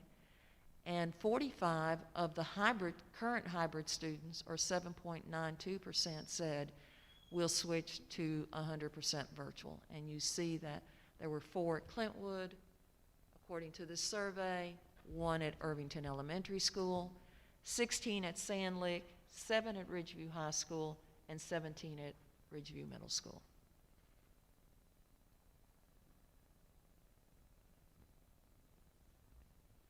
Our next slide, staff survey. Total number of staff surveyed were 259. 116 of our staff surveyed, or 44.79%, voted to remain 100% remote, and 143, or 55.21%, to return to a 4-day instructional week with 100% remote option. So those were the staff surveys and the parent surveys. Questions or comments about any of those? And we can go back to a slide if you would like.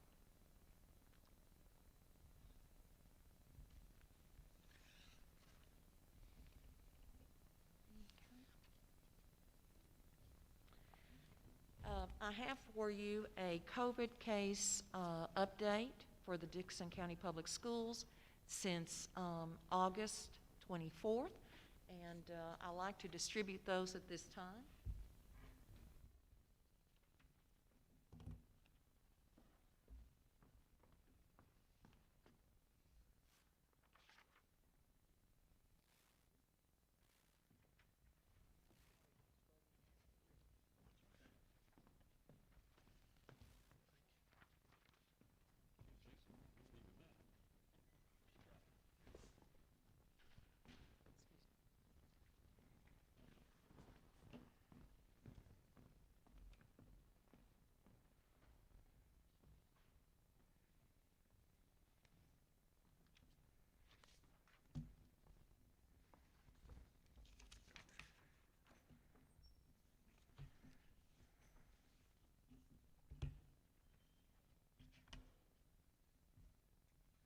As you look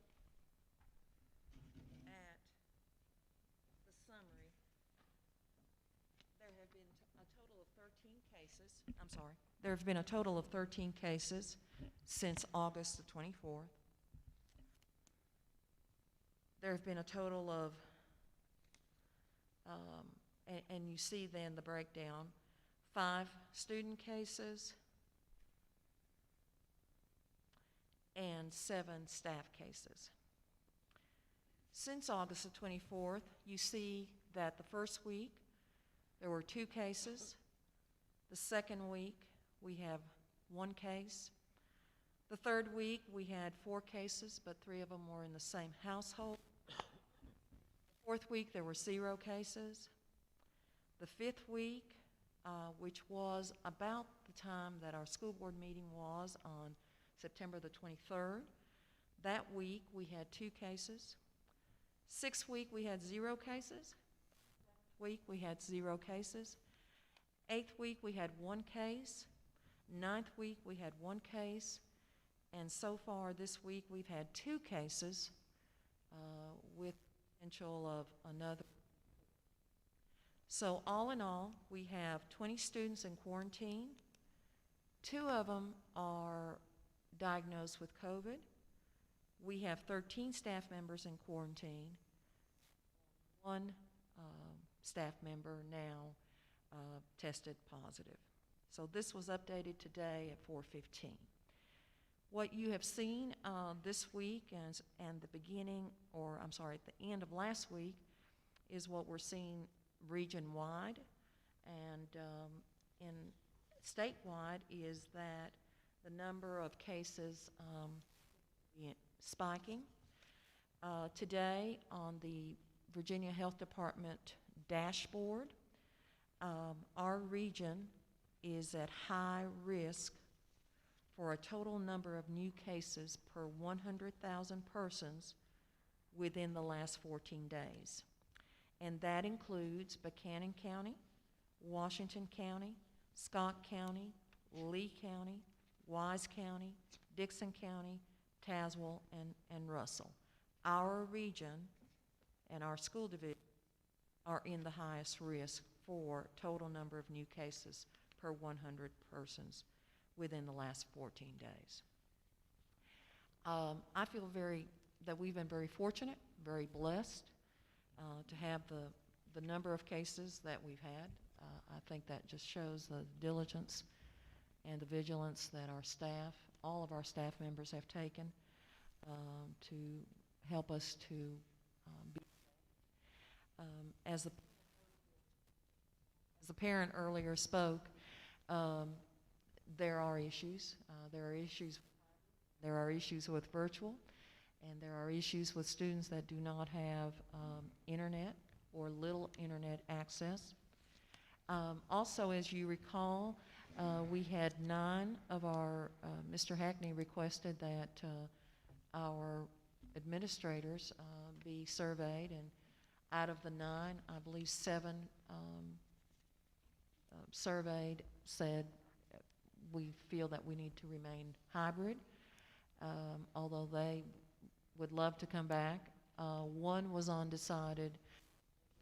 Our administrator voted to let the elementary school stay in the hybrid, and then the middle school and the high school return to 4 days a week. One of the issues, of course, that you and I have talked about is that if we bring students back to 4 days a week, we cannot maintain the social distance, either on the bus or in our classrooms. And so students and staff members would have to wear a mask, of course, all day long. There could be mask breaks during the day and in classrooms, and I understand that that works really well. If you have an orange mask, take your mask off for 15 minutes. But our students we would not be able to maintain the social distance or the things that we currently do now. Questions, comments from the board?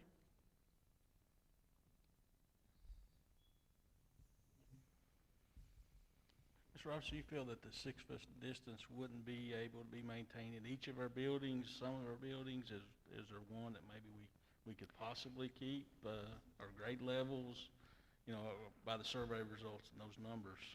Yes, sir. Our principals looked at that closely, and what they reported to me was that there may be 1 or 2 classrooms that they could maintain the social distance, but the majority of the classrooms would not maintain the social distance, could not maintain the social distance with all of the students coming back. I just say I appreciate all the efforts made in collecting the data information. It's very telling to see the visual and to not only and the people, the mother that spoke tonight. It just you feel how difficult this is for parents. It's difficult for students. It's difficult for our community. But one of the reasons I wanted to hear, and I specifically asked that we hear from administrators, is just what you're speaking about. Is if we did go to 4 days, what does that look like? And I think they were in the most qualified position to tell us what that would look like and how feasible it was. It sounds like that it was almost unanimous, the feedback that we got. Definitely take that, I'm taking that into account along with, how difficult it is for, this is not ideal.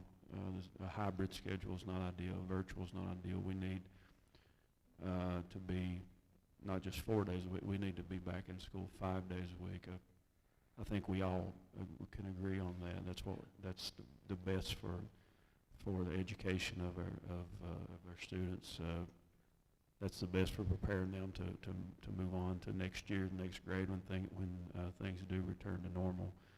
But definitely considering the situation and the feedback we're getting, that's valuable information to have. So I appreciate that. Thank you. When our administrators were surveyed, they were not asked why, but just in discussions with them in other meetings, the reasons that some of our administrators gave were just going into the flu season, and they're on the front line along with our teachers, so they know best what is working, what is not working.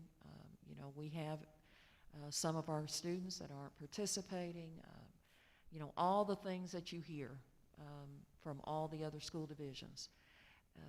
We have the end of the 9 weeks was yesterday, so we're anxious to see, how many Fs, what are students doing. We were all of those things. But even in all of that, our administrators right now, the cases are manageable. And no one quite knew what that meant, okay? But they felt like with the flu and with the COVID cases, that it wasn't that they didn't want to go back to 4 days, and I hope I'm not speaking out of turn, but I think it was the timing. I think it's the timing of now, right in the middle of all of this. That's what they shared. The timing of it was.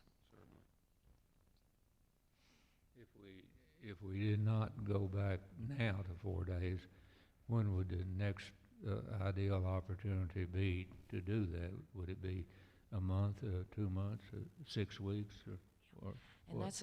that's an excellent question, Dr. Lyle. If this is not, if the board doesn't feel that this is the opportune time, we can certainly look at it again at the December meeting, and I think the first semester ends in January. Is that correct, Mr. Setzer? Okay, thank you. So we can certainly look at it again in January before the second semester begins. Look at the data.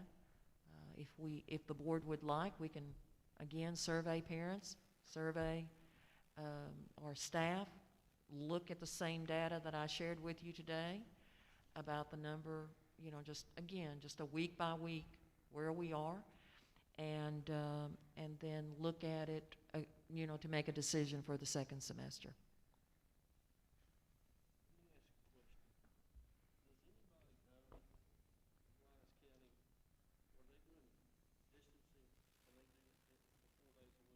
Well, yeah, I'll share with you. I'm in an elementary school in West County each and every day. Kids have done a really good job of wearing masks, even young ones, all the way down to pre-K. Now, are they perfect? Absolutely not. Okay, but after the first couple of days, they did a pretty good job about wearing their mask. And really, at this point in time, it's very rarely do you see a kid without a mask. Now, every now and then they'll slip down and it'll be this, and they kind of correct them and go through there. I know that they did some moving around of kids in classrooms. So say that my class all of a sudden got full, but you didn't have enough students to come back. Maybe you had more that chose virtual. They may have moved some of my students from my room to your room to help with the distancing. So that's one solution that they took. I don't even know if that would be an option for us. That's case by case, class by class thing that you would have to do and consider. What do you do about the buses, Jason? I'm sure for the buses, most of those they are not. They can't maintain the social distancing on it, because they have.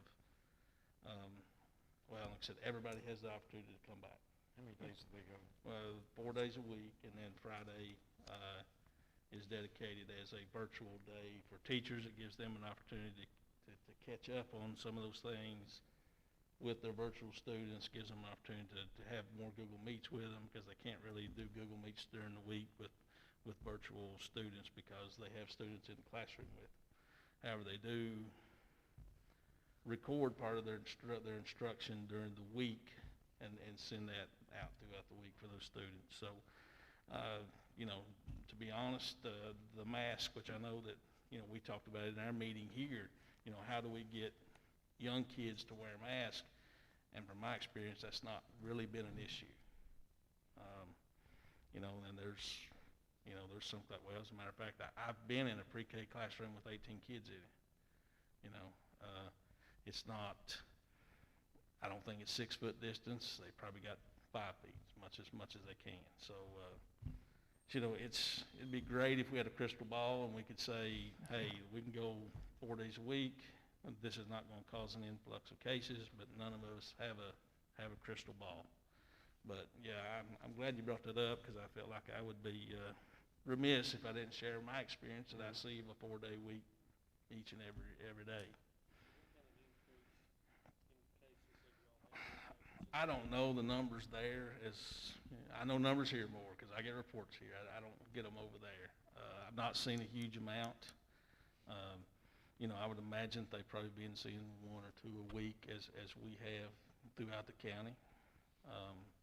But you know, I'm not seeing multiples of students or staff not being at school, but, you know, and some of them maybe are out because of COVID, and I don't know that, you know, because it's really none of my business. So as far as actual numbers, I can't give you anything hard on that.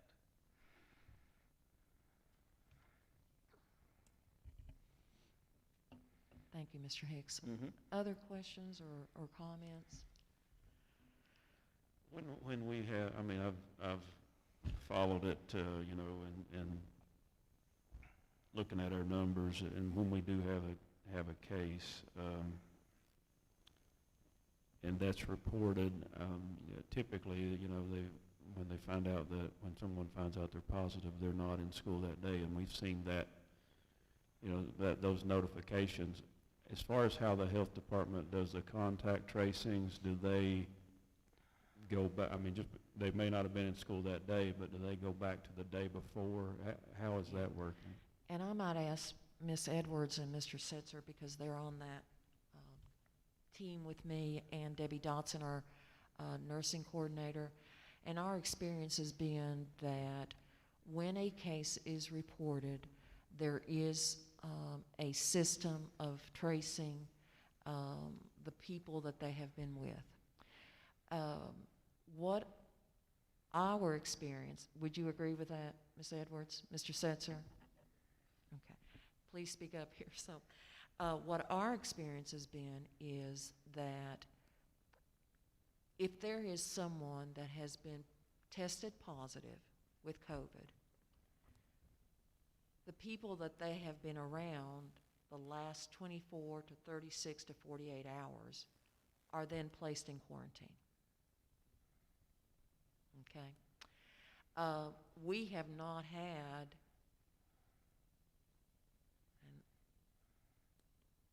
and I will put it this way, the number of quarantine cases that we have not been, the majority of them have been because of contact outside the school. Okay. Would you agree with that, Ms. Edwards? Am I correct in that? Okay. So there is Right. a contact with a person who's been who is positive outside the school, and then that impacts the number of students that are quarantined in our schools. Sure. We've not had a case, and I have to think, to the best of my knowledge, we have not had a case in a classroom, and then we've had to quarantine the entire class, okay, because, or the entire school, or, you know. You're saying that's not happened at this point? That's not happened, no. And I think that is one of the issues with the 6-foot distance. Mm-hmm. Okay, and on the bus, and those kinds of things. It's just the number of quarantine. Cautionary, yeah. Okay. And so, you know, we are, and the 20 or the 13 staff members, I believe that's correct, the 13 staff members are because of outside events, not inside the school. Now, that could change in 5 minutes, Certainly, yeah. Mr. Hackney, but that's been our experience. Mr. Setzer, do you have anything else to add?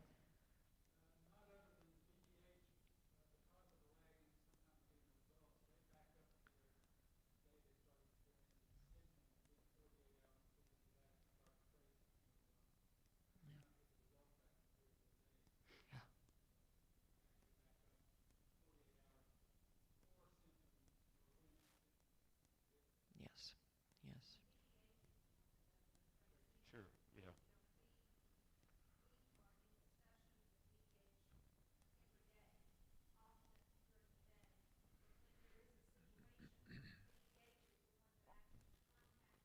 The families, okay.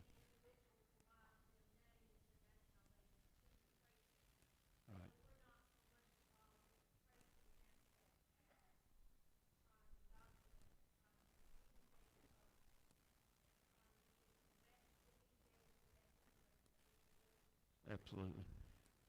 And then when they're quarantined is when it comes to us. Of course, they call us and I can't be at work, or my child will need to go virtual, or any of those things there. So, as a matter of fact, when we were looking at, and Mr. Setzer and Ms. Dotson were with us, when we started looking at the number, because to the best of my knowledge, I don't think we've had this many number of people quarantine. Would you agree with that, Mr. Setzer? I mean, when you have 0 cases or 1 case for weeks, you know, it just doesn't do that. But we even contacted Dr. Cantrell yesterday and said, this is what we're seeing. You know, this is affecting more than one school. What is your guidance? And her guidance was, let us do the tracing. You don't need to do anything. I don't recommend any change right now. We were thinking, do we need to look at going at virtual? And all of us have heard of school divisions. You know, one school will go virtual and all of that. But her advice or her support to us was, you don't need to do that right now. You said that conversation was yesterday? Yes, yes. When we started looking at lots of numbers, and we weren't sure at that time whether we had more cases. We just knew that people were going to be tested. And so some of the people that had gone to be tested are either waiting for a test result or found out they don't have it, or they've been advised to quarantine. Okay. Did I say that correctly, Mr. Setzer?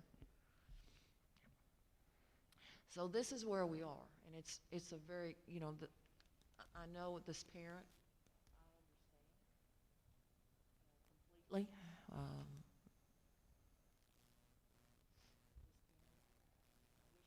Magic wand that I fix it. We don't. I do believe that we're trying to do the very best that we can, and that may not be adequate, but it is what we are doing. But it's not because our staff is not trying. Everyone is trying to keep everyone healthy, and with all the issues. So I think for the board's consideration is that, as Dr. Lyle mentioned, the board may want to take some action tonight to change the schedule.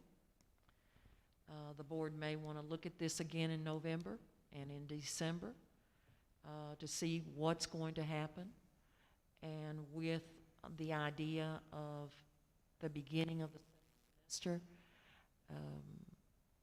perhaps making then a change in the instructional schedule. So those are the options, unless the board considers others that I see that are before you.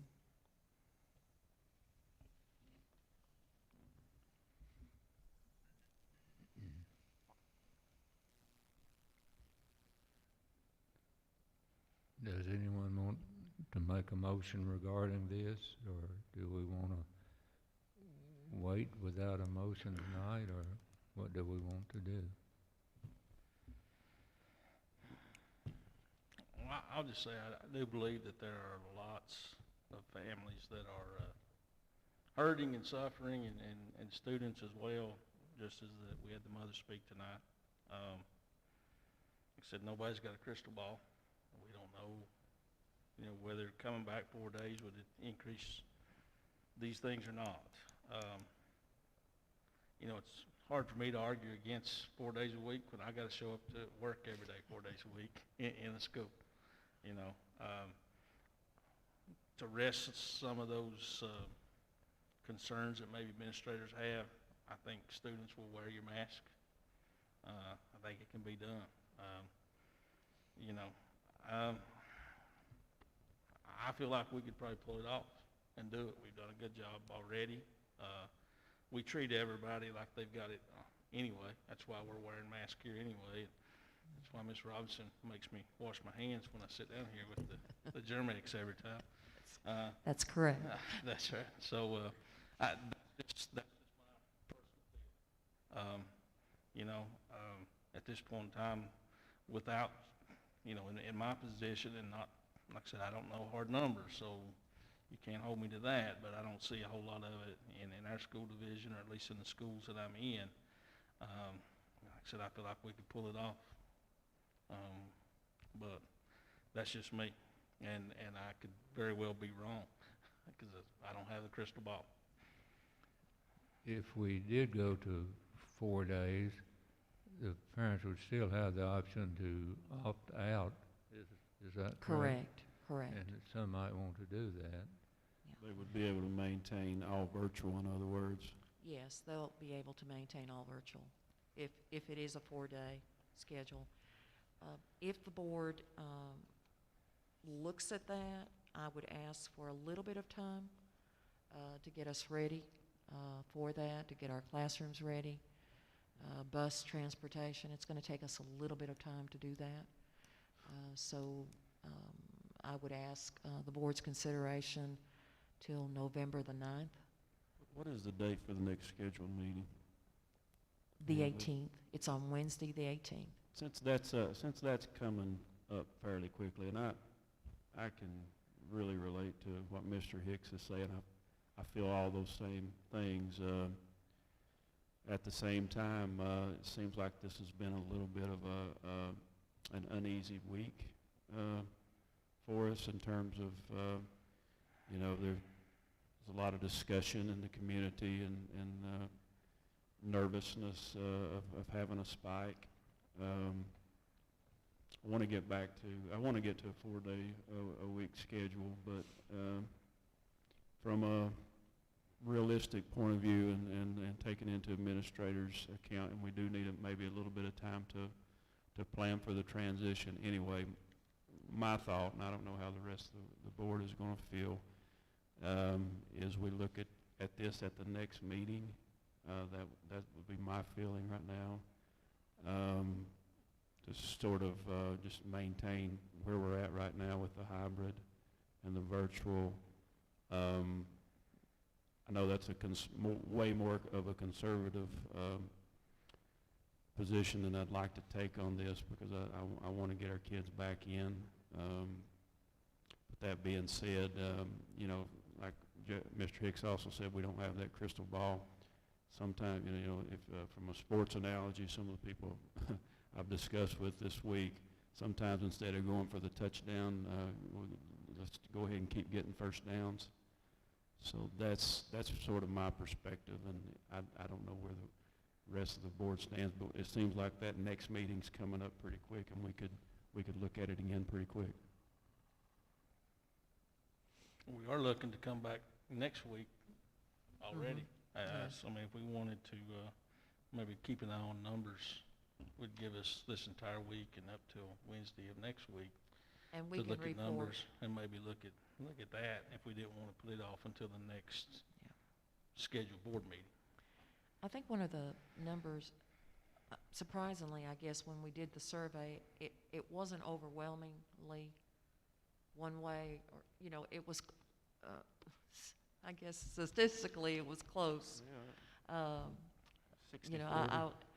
I would love for it to be one way or the other, and I think that, but I'm as conflicted as you are about, what is the best course to take. And because of that conflict, I'm like Mr. Hicks. I'm not sure what my recommendation should be. Oh, just your comment that none of these cases so far has always been outside of school. So, it's like school is not where we're coming in contact. That's a very good point. Yes. And I believe I'm correct in this. We've had 2 cases, 2 students who are virtual. Have we not? We've had 2 cases of students who are virtual who participate in extracurricular activities. Am I correct, Mr. Setzer? I want to make sure that I'm factual here. Who have been tested COVID, and because of it, of course, we've had to take certain action because they come as they have a right. They come and they participate in extracurricular activities after school. And so we've had to take action, to protect the student and other students around them. Well, our low numbers is a testament. The way things are going, it's went well. The way things have been going is a testament to how good of a job staff and students are doing. So we're obviously doing something right, because we've not had those, at least in the school yet. We've not had those cases We've had a spread. total of 13 cases since August the 24th. Now that I've said that, of course, it may be different for the rest of the week, but Knock on wood. I don't say that in any proudful way. It's just recognizing everyone's work.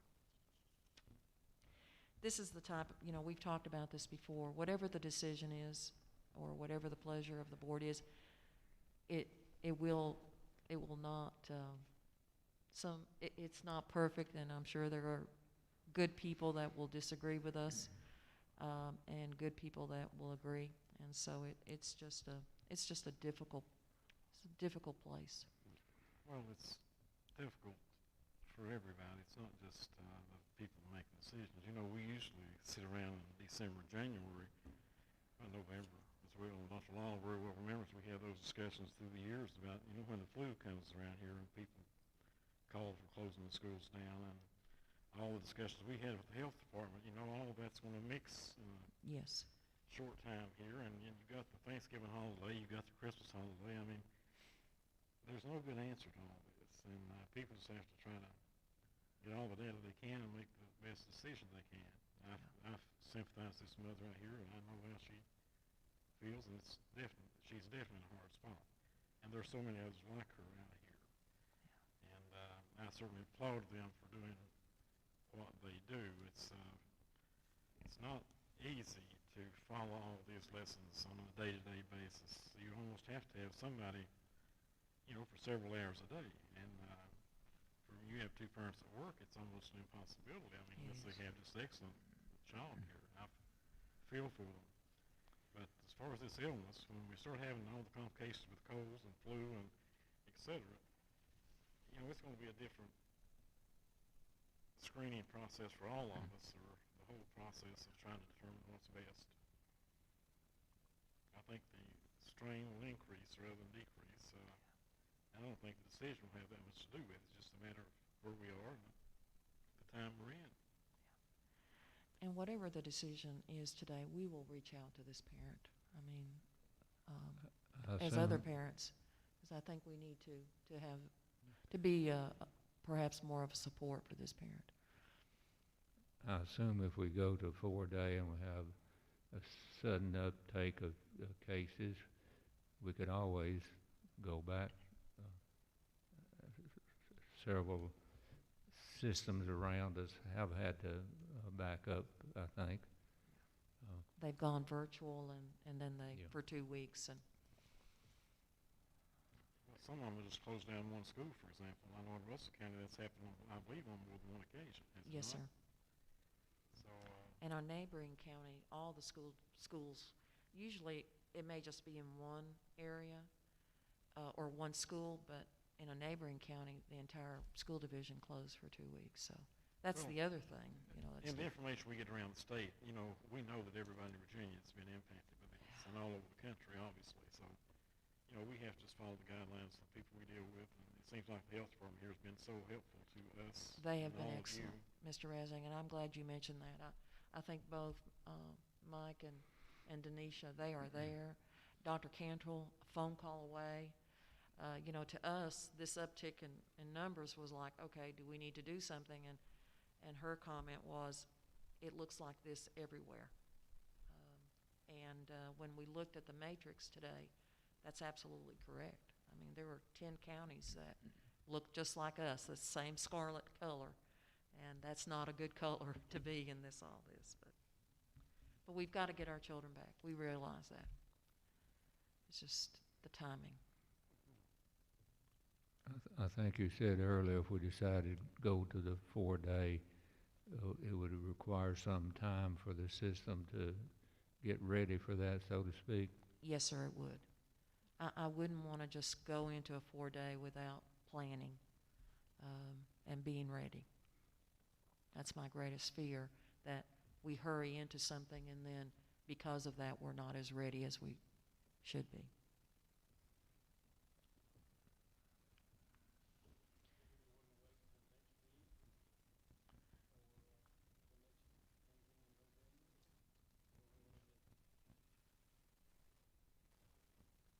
The November meeting will be earlier, will it Yes, not? it will. It's on the 18th because of the Thanksgiving holidays. Just by sitting over here, I don't know that the board is ready to go to a 4-day at this time. Mr. Hicks, if I'm speaking incorrectly, please help me here.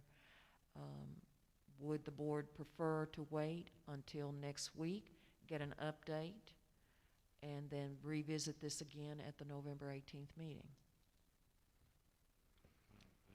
I think that's fair enough. I mean, what do you think, Jason?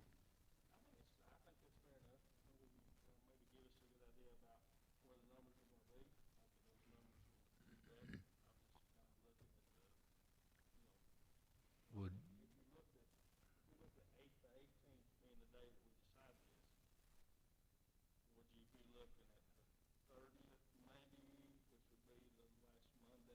Possibly. Possibly.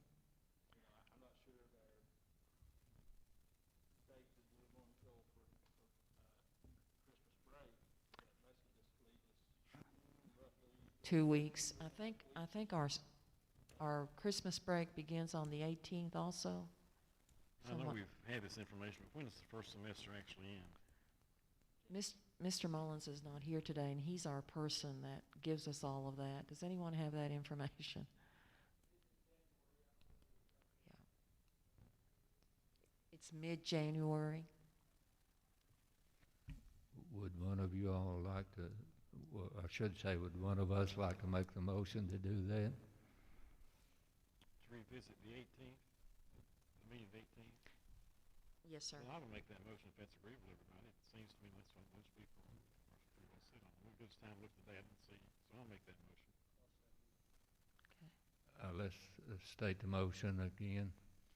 That we wait until November the 18th or November 18th meeting and revisit the issue. Okay, and you second.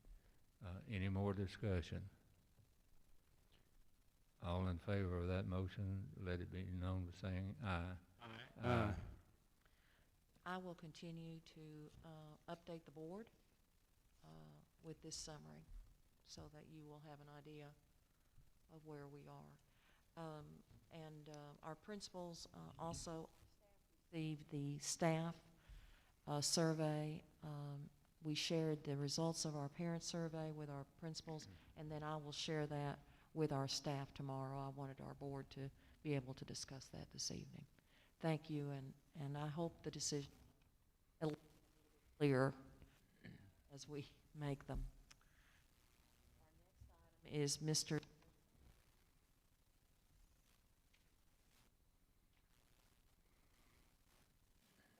Thank you very much for your consideration. Thank you, Ms. Robinson. Mr. Chair, the Code of Virginia, Section 22.1, 215.2 requires each school board in the Commonwealth to provide timely written notification to the parents of any student who undergo a literacy and response to intervention screening, or any student that does not meet the benchmark on any assessment used to determine at-risk learner status. The policy, and this is a local policy, this is not from the VSBA, policy IKHA that should be in front of the board tonight, we are asking for approval of that policy, which will meet that code section. And they have that in their packet, Mr. Setzer. Is there anyone that would like to make that motion? I so move. It's been moved and second to accept file IKHA. All in favor, say aye. Aye. Motion carries. Thank you, Mr. Chairman. This time I'd like to ask Ms. Edwards to come to the front and talk about the solar resolution. I have with me letters of support that we have received. I wasn't sure if the board members received it, but I have a folder as Ms. Edwards comes to the front.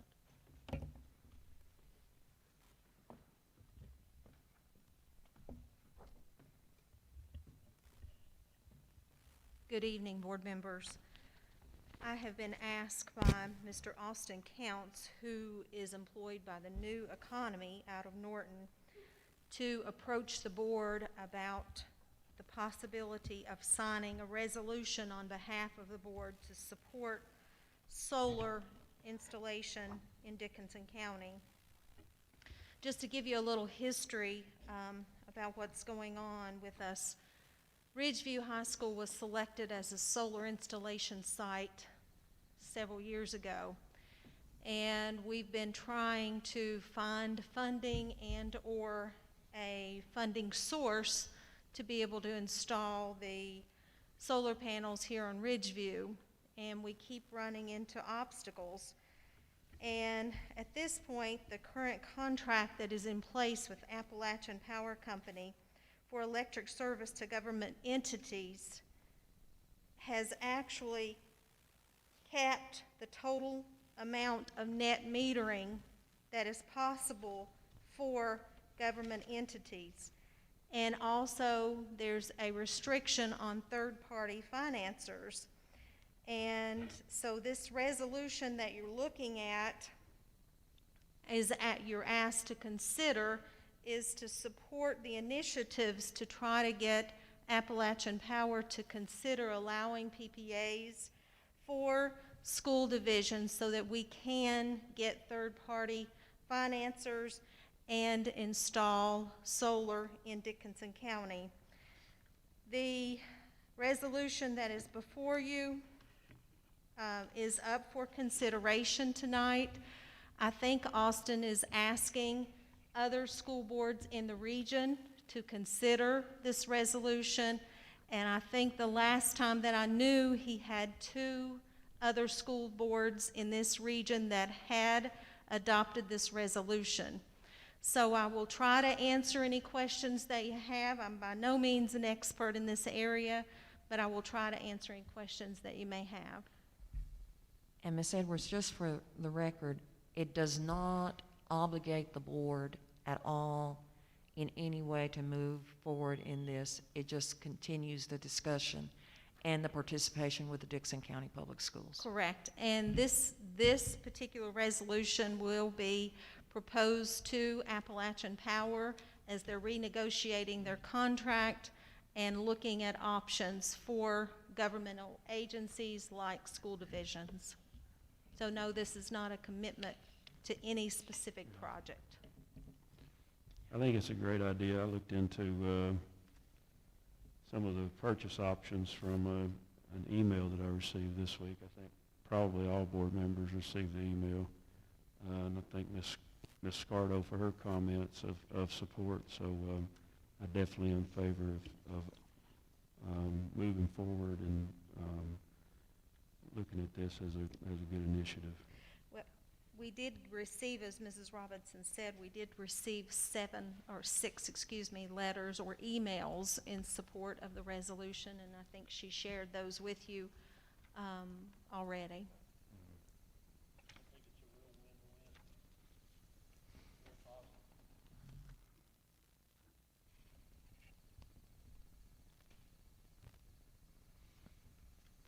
Is anyone that want to make a motion? I'll move that we approve the initiative. There's been a motion and second to approve the resolution. All in favor say aye. Aye. Aye. Motion carries. Thank you. Thank you, Ms. Cardo. Many applauses.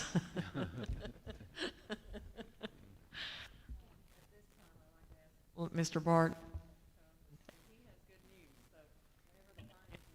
has good news. It's always It is good. I usually do not have good news. That's true, but We're not saying he's a bearer of bad news, but we give him every opportunity to share good news.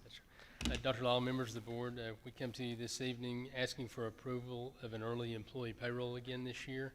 This is something that we try to do for our employees each year. This year, due to Thanksgiving and Christmas break, we're requesting that the board approve early payrolls for the months of November and December, then an early payroll for January as kind of a transitional month to get them back on that, monthly cycle. We were looking at November 24th, 2020, which is the Tuesday before Thanksgiving break, December 18th, which is the Friday before Christmas break, and then January 22nd, which kind of evens the period between the next payroll, February 26th, the next scheduled payroll. So it's not such a long span for them. That's all I got. And we have. Several Last years. several years, we've always done this. I move that we approve early employee payroll. Second. Second then, all in favor? Aye. Aye. Thank you. And Dr. Lyle, that concludes our open session, sir. Okay. That moves us down to board comment. I'll start with Rick tonight. Well, I would just like to comment about what I think is the job our staff, administration has done. Cope. It's been a real success, and I know everybody's worked really hard. And it's been a very difficult task. So I'd just like to give my thanks out to them and thank them for a job well done. I don't feel like I've said everything I know already. I'll echo what Rick said. I feel like our staff has done a really good job with COVID so far. As I said earlier, I think we can pull off a 4-day week and be safe in that with the way that our staff's been handling things so far. I'd like to reiterate thanks to the board of supervisors and the way they've helped us out. And the other group, I can't. Rafa Foundation. Yes, sir. As well, this has been a momentous, mountainous effort with virtual learning, remote learning, and I had a teacher who the other day, and I'll just share this, that they hated it. I mean, they hated it. But then they told me not a couple of days ago, said, the technology's great, it all works, it all works fine. There's those little things of having the student get on at the appropriate time and kind of hold them accountable. And those are things that a mom who's working all night long can't control the best. Yes. I'm definitely feel for the situation, and I'm sure she's not alone in that. But that being said, I'm sure our technology department thinks it's done a great job, and we would be able to do that without the board of supervisors and those Chromebooks and things that once they finally got here and got held out of ship. Yeah. So that's it, I'll hush. Do you know anybody in Wallace County that has anything to do with technology over there? They've got some of the best people in technology in Virginia over there. Now, wait a minute. That may be fighting words here, sir. I echo everything that the other guys have said. The fact is that it is not easy out there, and I work with this every week myself. And I'm not, it's been 60 years since I dealt with short vowels and long vowel sounds and things of that nature. It takes me going back and re-educating those of us, even though we spent almost 40 years in the school system. The little fellows pick up on it a lot quicker than some of us gray heads, but it takes the effort given by this entire employee base and all the professionals and all the folks employed in this school system, bus drivers, cooks, custodians, teachers, coaches, everybody, the principals, the superintendent, and all of her staff. It does take a village to raise a child or a family, and I so sympathize with these folks that are struggling with the child care and knowing that they're feeling that their children are falling behind. And I certainly can identify with that, and certainly hope there's something that we can do to help these folks who are in dire straits and need that help. I wish there's some way we could reach out to them in a positive way to make their situation better.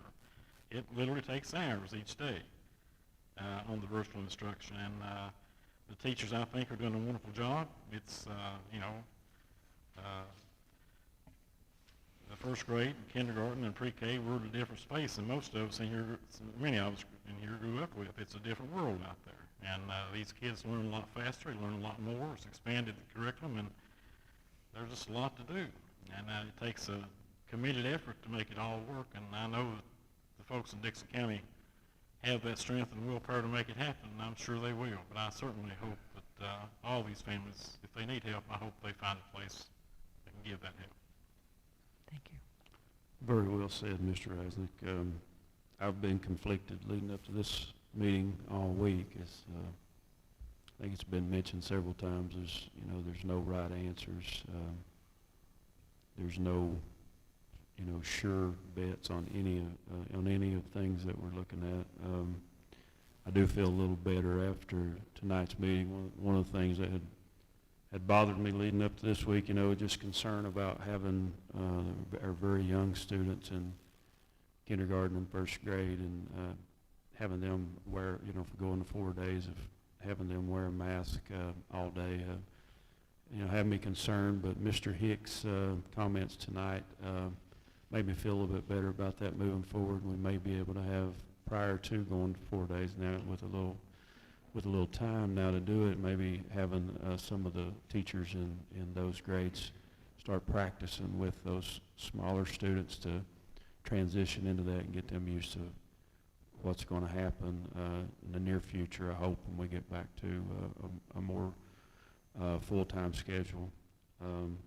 Also want to appreciate the comments from members of the Hayside community tonight.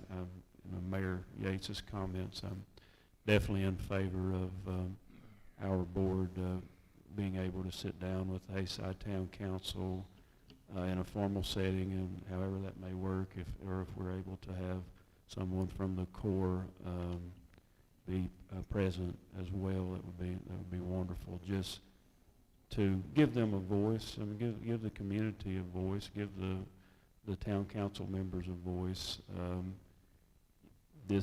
All this has sort of happened, in the last few meetings and things. The ball's rolling on that, but just to get feedback and maybe explanations for how this all came to be and where we are now, I'd definitely be in favor of that. And also thanks to all the staff, as usual, all the work that's going into what looks like we've done very well. We've done very well. That's a testament to our staff. It's a testament to our leadership in our schools and our central office leadership. So just appreciate everybody.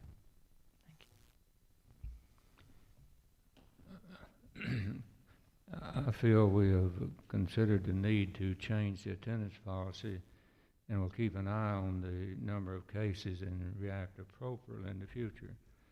I really feel for the single mom who spoke to us tonight, and feel we need to return to a 4-day plan as soon as it seems safe to do so, and look forward to perhaps doing that in the future. That brings us down to closed session. Pursuant to section 2.2-3711, paragraph A of the Code of Virginia, there will be a closed meeting for the purpose of 1, employment issues relating to discussion or consideration of specific individuals for employment as school counselor, part-time teacher aide, part-time attendance clerk, part-time cook, part-time custodian, FMLA requests, coaches, resignation, retirement requests, post, advertise for full and part-time cooks. 2, recommendation for release from compulsory attendance. I move that we go into closed session. Is there a second? All in favor? Aye. Say aye. Aye. We are now in closed session.